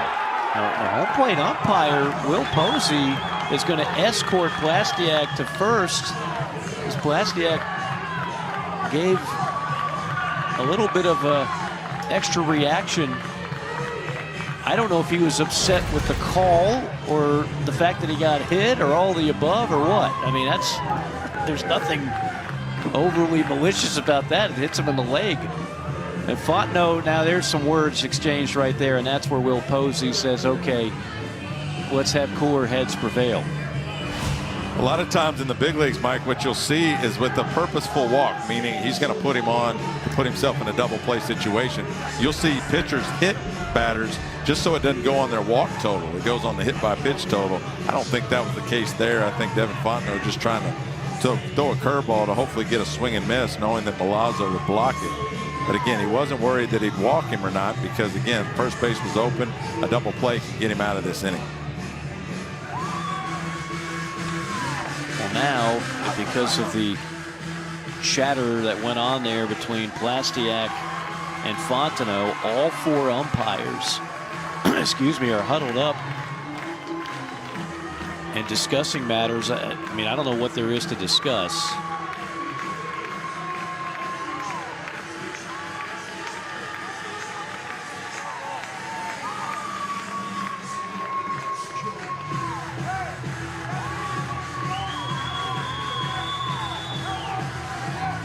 There's a lot of stuff going on here. We've got all 4 umpires talking about the last play, which was one of the few that was not controversial. Now you've got a meeting on the mound. You've got Fontenot who's trying to cool off. You got some words that were exchanged there. You got the catcher, Milazzo, certainly on high alert. You got Plastiak with a wry smile over there at first. And we've got a 2-run game in the 8th. Bases loaded, 1 out. And Cam Hill coming to the plate. And the last time we saw Cam Hill, he had an RBI single in the 7th. The time before that was in the 3rd inning. And this is what Cam Hill did in the 3rd. Not exactly a power hitter, but he unloads. Labus had been pitching a terrific game up till that point, still pitched fairly well. And Cam Hill goes yard. And now Cam Hill has a chance to really be a hero. Already with 2 hits, already with a home run. The tying run at second, the go-ahead run at first. And LSU's best relief pitcher on the hill in Fontenot. This game is really spiced up here late. First pitch, hit on the ground, right side, 4, 6, and that is all they will get. Cranford to Thompson. Remember, Cranford just came in for Arnold. So a run scores, an out is recorded, a 1-run game here in the 8th. Well, again, they just put Cranford in the game, and right here with a ball that should be a double play, Cranford just, you don't have the feel when you get put in a game like this. He's a little slow on the turn, and Thompson not able to make the throw. Everybody's safe, and a run scores. They get the out at second, which was huge, but now they're only down a run. It's Kentucky, and they turn the lineup over to Austin Schultz.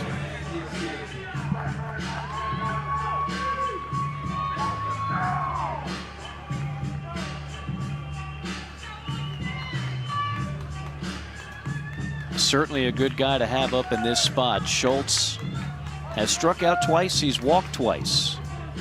And he hasn't put the ball in play yet, which is rare for Austin Schultz. Tying run is 90 feet away. We mentioned earlier the Heartbreak Hotel games that LSU has already had. The entire Tennessee series, they could have won all 3 games. They lost all 3 by a combined 4 runs. They lost a 3-0 game to Mississippi State. They lost a 5-4 game to Vanderbilt. That's been the story for LSU in league play this year. And now, a game in which they led at one point 7-1 after 6 innings. They find themselves in a bit of a mess with the tying run 90 feet away, 2 outs here in the 8th inning. And that man, Paul Maneri, has got to be saying, not again.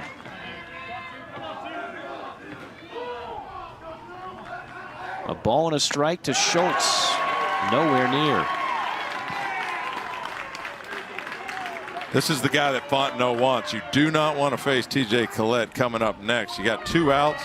A 2-1 count. From here on out, it has to be fastballs for me.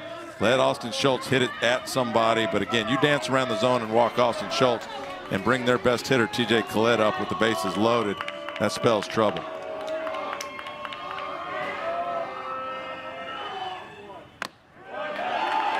Tried the corner and missed.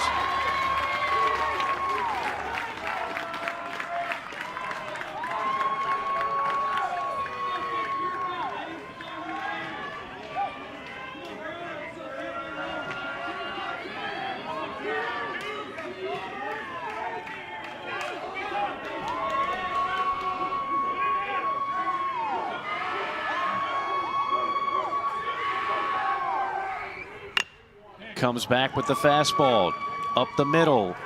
Field Fielded by Cranford, and he flips over to Thompson just in time. A bang-bang play to retire Cam Hill at second. Nice job by Cranford with the ball up the middle. Just makes a nice, easy play. Gets the third out. LSU dodges a bullet. Still up 5-1. We go to the top of the ninth. We were driving down the interstate.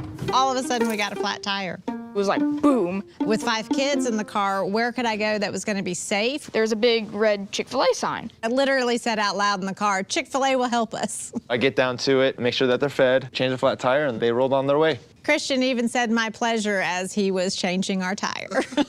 We were so appreciative. I got you guys a little something. I hope you never have to use it. This is just for your car. Thank you. My pleasure.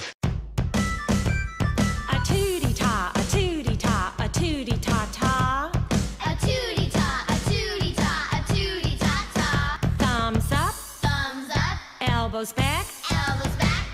A tootie-ta, a tootie-ta, a tootie-ta-ta. Not the best sing-along. At least you can watch it on the best. Thumbs up. Thumbs up. Elbows back. Cox Internet, #1 for streaming video, according to Nielsen data. At Ace, your backyard is right in our backyard. So when you need to feed your grass, remove the weeds, or wrangle those leaves, go to the best place that delivers on top brands like Ego, Toro, and Steel. No warehouse store can match the convenience of your locally owned neighborhood Ace. So stop on by. You can also order online for curbside pickup or get what you need delivered today. Around the block, what you need in stock with people who know their lawn care. Ace is the place with the helpful hardware, folks.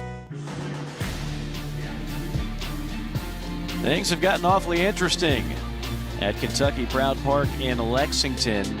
After a 7-1 deficit, Kentucky is closed to within 1 run as we enter the top of the 9th inning. Sean Harney, who came into this game all the way back in the 4th inning, and we were kind of wondering, with that deficit, why have your closer in that early? Well, so far, the answer has become abundantly clear now. This is exactly the guy you want on the mound for Kentucky in a 1-run game in the 9th inning. He'll be facing a dangerous part of the lineup. Dugas, Doty, and DiGiacomo. 3-4-5 for LSU.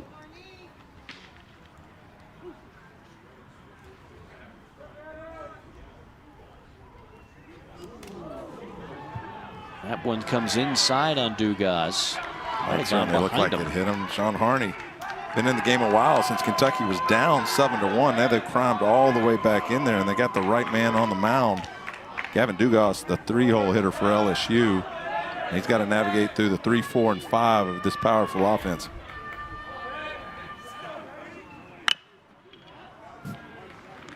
Ground ball right side.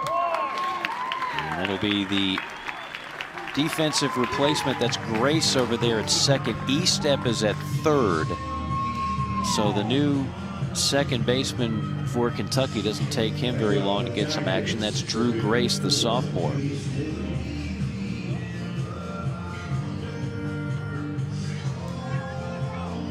Estep sound, I got nothing.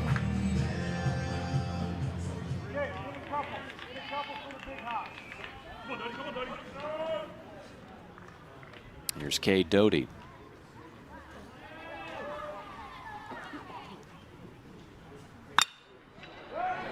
Off the end of the bat, that's going to bloop in for a base hit. A 1-out single for Doty, his second hit of the night.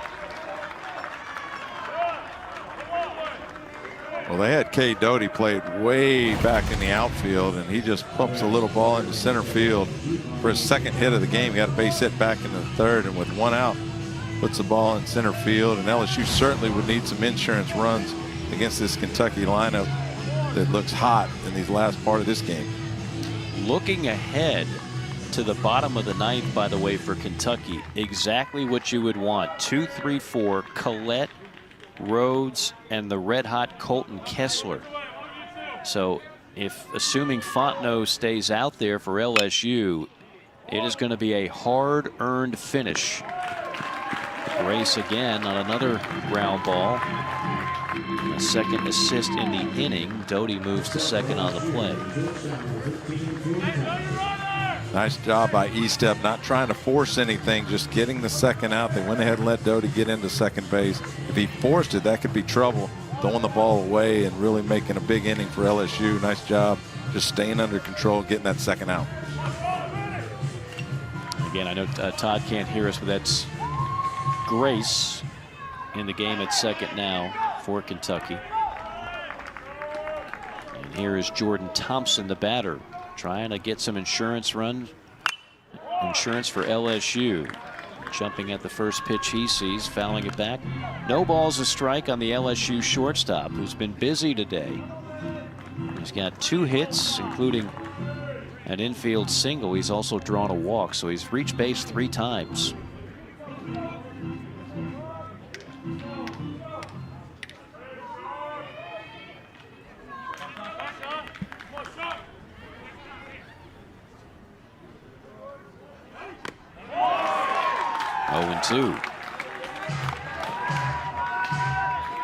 Sorry, that was Grace at second base with that play. He steps moved to third, and right now with 2 outs, Sean Harney doing his job to keep Kentucky in this game. What a great job by him after seeing 3 pitchers prior to him struggle a little bit.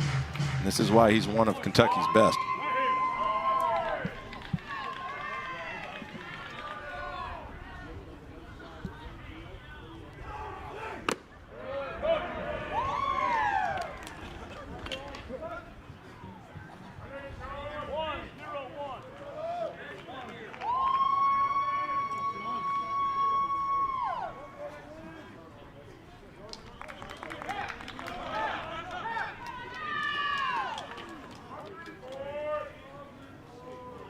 Thompson, who started off at third base, now the shortstop for LSU. Swinging, and he gets it underneath the shortstop. Base hit to left field. Here comes the throw, not in time. And a huge insurance run for LSU in the 9th. Well, they say 2-out hits win ball games. How about Jordan Thompson out of the 6 hole with a big insurance run for LSU? Gets the fastball on the outside corner, goes out and pulls it between the shift into left field, scores the runner from second base. And again, what a huge run for LSU. When Kentucky seemed to have all the momentum, LSU takes a little bit back here in the 9th.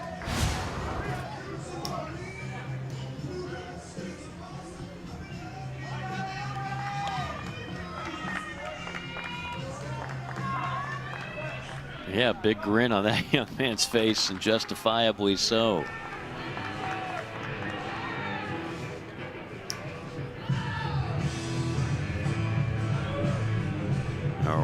Runner at first, 2 outs, an 8-6 lead now for LSU. Beloso the batter. And he is going to see a new pitcher. Will not be Sean Harney. It's going to be Hunter Rigsby. Good time to take a timeout, collect ourselves, see if we can get Todd's audio back up and his headphones. 8-6 LSU leading.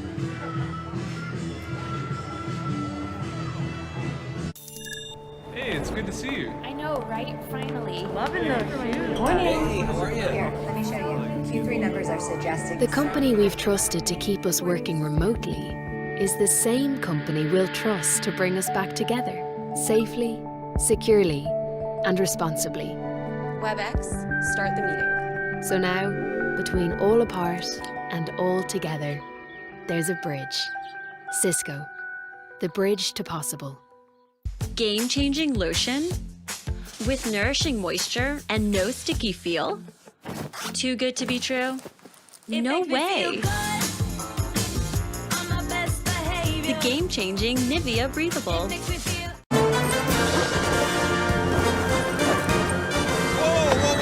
Whoa. The Capital One Quicksilver card does not need a dog and pony show. Quicksilver is simple. It's unlimited 1.5% cash back on every purchase with no annual fee. No need to jump through any crazy hoops. Will someone tell Fido he can cool it with the hoops? The Capital One Quicksilver card. What's in your wallet? They're dropping balloons. Well, Sean Harney is a big reason why Kentucky was able to make this interesting. Finally gives up a run, and of course is responsible for the runners on base here in the 9th inning. But overall, Sean Harney was terrific out of the bullpen. Now Hunter Rigsby will try to keep the LSU lead at 2.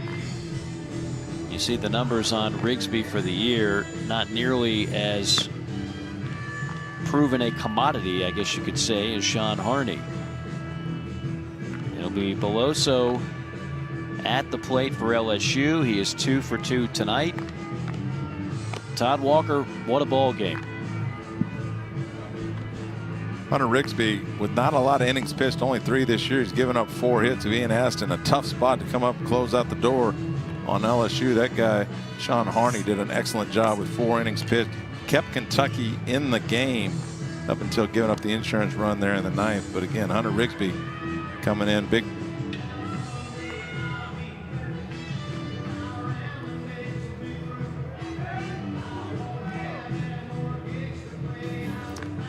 Again, we apologize for the audio difficulties tonight, but we can tell you that Kentucky 4 runs in the 7th, 1 run in the 8th. That made it a 1-run game, 7-6, before the run you just saw scoring here in the top of the 9th inning to give LSU a little bit more breathing room. Now a 2-run game, 2 outs, runner on first, Beloso at the plate. Let's get back to some baseball, shall we?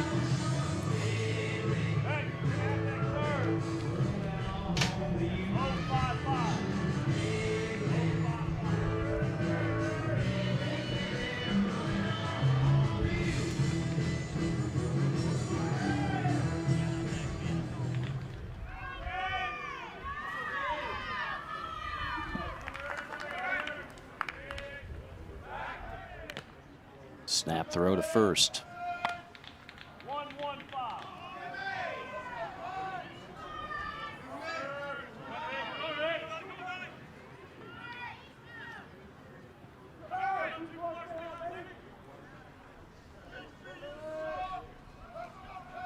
Beloso, the junior, watches that breaking ball go to the dirt. Well, Paul Maneri has been saying that Cade Beloso is 1 game away from breaking out of this little mini slump he's had. Tonight he's 2 for 2. If he gets a base hit here, this might be the night.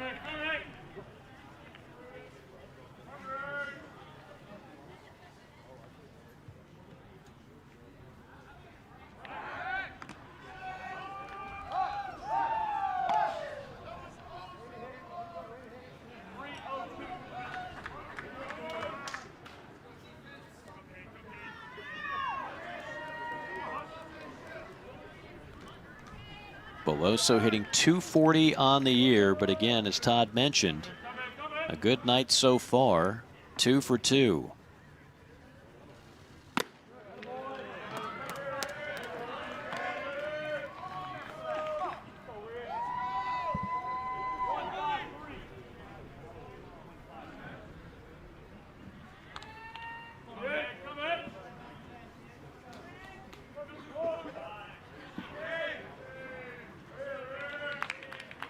Second straight night that the LSU offense has had a great performance at the plate. Yesterday, of course, leading the way with 17 hits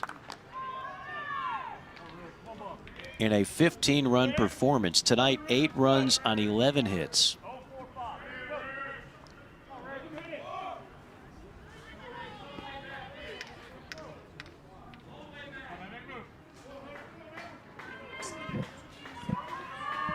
.37 runs over the last 3 games for LSU. And that was a 4-pitch walk to Beloso. So they brought Rigsby in, and he threw to first base twice, 4 times to the plate out of the zone. Now 2 on 2 outs.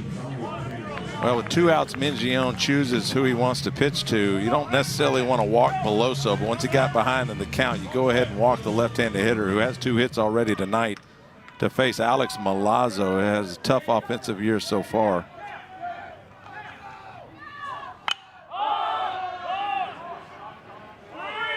They've got a pinch hitter in there. I believe that's Milazzo, who came in the game at catcher. Yep, that'll be Milazzo, who's hitting 160 on the year.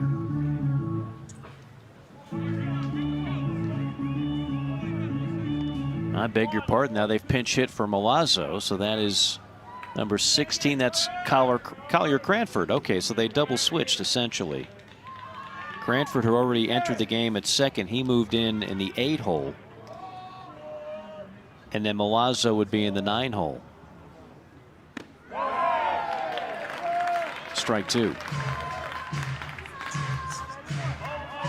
Cranford on the season as a pinch hitter is 1 for 2.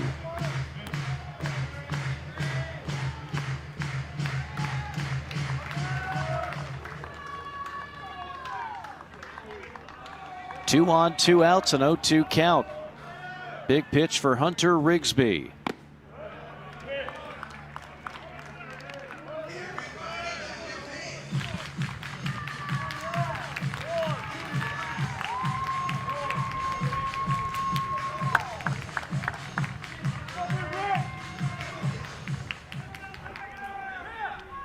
This game now 3 hours and 40 minutes old. Swing and a miss, strike 3. Rigsby with a big strikeout. Kentucky does give up a run. The RBI single by Jordan Thompson. We head to the bottom of the 9th. Kentucky needs a pair.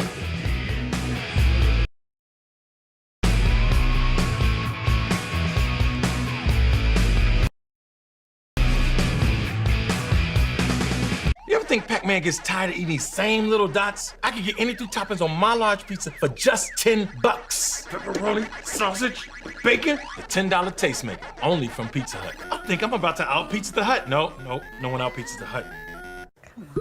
Whoa, Susan. Oh, I'm looking for coupon codes. Well, Capital One Shopping instantly searches for available coupon codes and automatically applies them. Save me some cheddar. Capital One Shopping. It's kind of genius. What's in your wallet?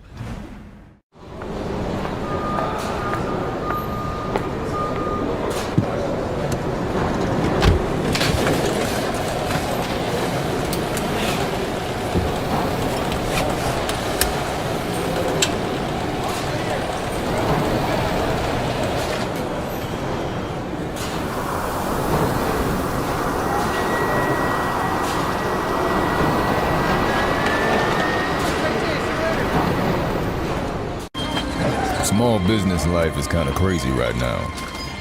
Girl, I don't know why. Can't get enough of your love,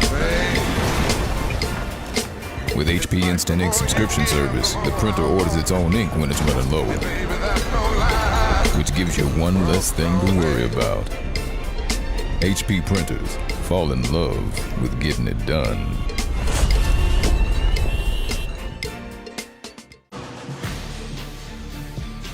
This game's had a little bit of about.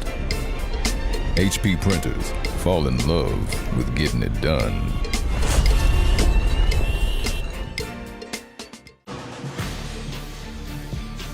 This game's had a little to know about Garrett Edwards. Well, this is a pitcher, Mike, that I thought would be the Sunday starter. Garrett Edwards, the freshman. He had the midweek start this week through 2 innings. Threw well, no walks. Fastball in the high 80s. He's got a changeup and a slider.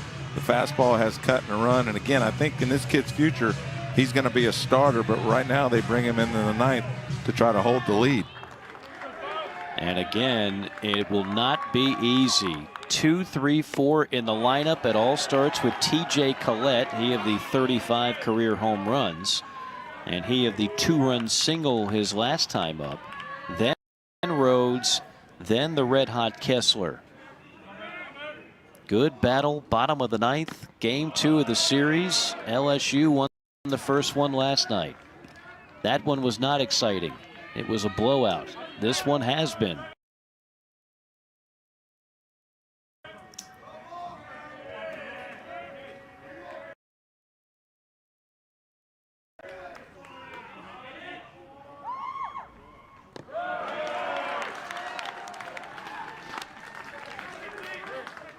Well, the main job for Edwards right here is to throw strikes. I know you're facing the 2-3-4 in Kentucky's lineup, and you don't want to just give it to them, but you can't be walking people. And on a 2-1 count, this pitch has got to be a strike. Challenges him. Collette. Soft fly to left. Dugas is there. 1 up, 1 down for Edwards. Now stepping to the plate for the Cats with designated hitter number 1, John. Now John Rhodes is 0 for 3 tonight. We talked earlier, seems like forever ago, about Rhodes' fantastic freshman year and how the average has been considerably down this year, but the fact that he's still in that 3-hole tells you everything to know about the coaching staff's confidence in John Rhodes. And nothing goes better in the way of confidence than to pick up clutch hits in a situation like this. He's got a chance to set the table perhaps for Colton Kessler behind him.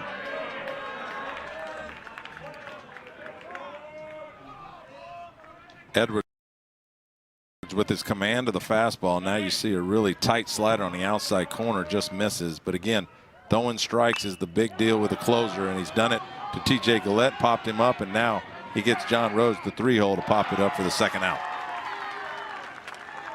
It's Doty tracking across from his 3rd base spot. 2 up, 2 down, and Kentucky is down to its final out. Couple more hits for Colton Kessler, 2 for 4, hitting .417 on the year.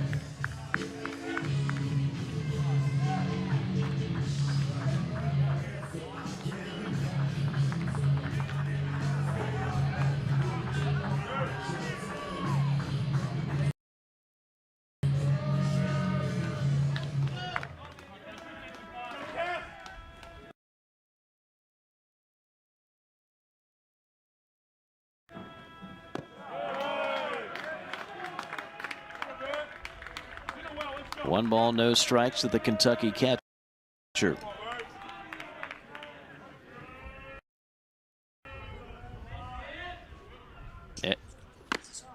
Edwards, the freshman, gets a strike at the letters. A.J. Labus would be the winning pitcher if LSU holds on. Edwards would pick up to second base. Cranford is there, and LSU holds on to win it. 8-6 your final score. The Tigers clinch a series victory and will try and break out the brooms tomorrow. Todd Walker, some final thoughts. Well, instead of being the Sunday starter, Garrett Edwards might have been the new closer for LSU, who picks up their 3rd win in conference play. 2 out of 2 here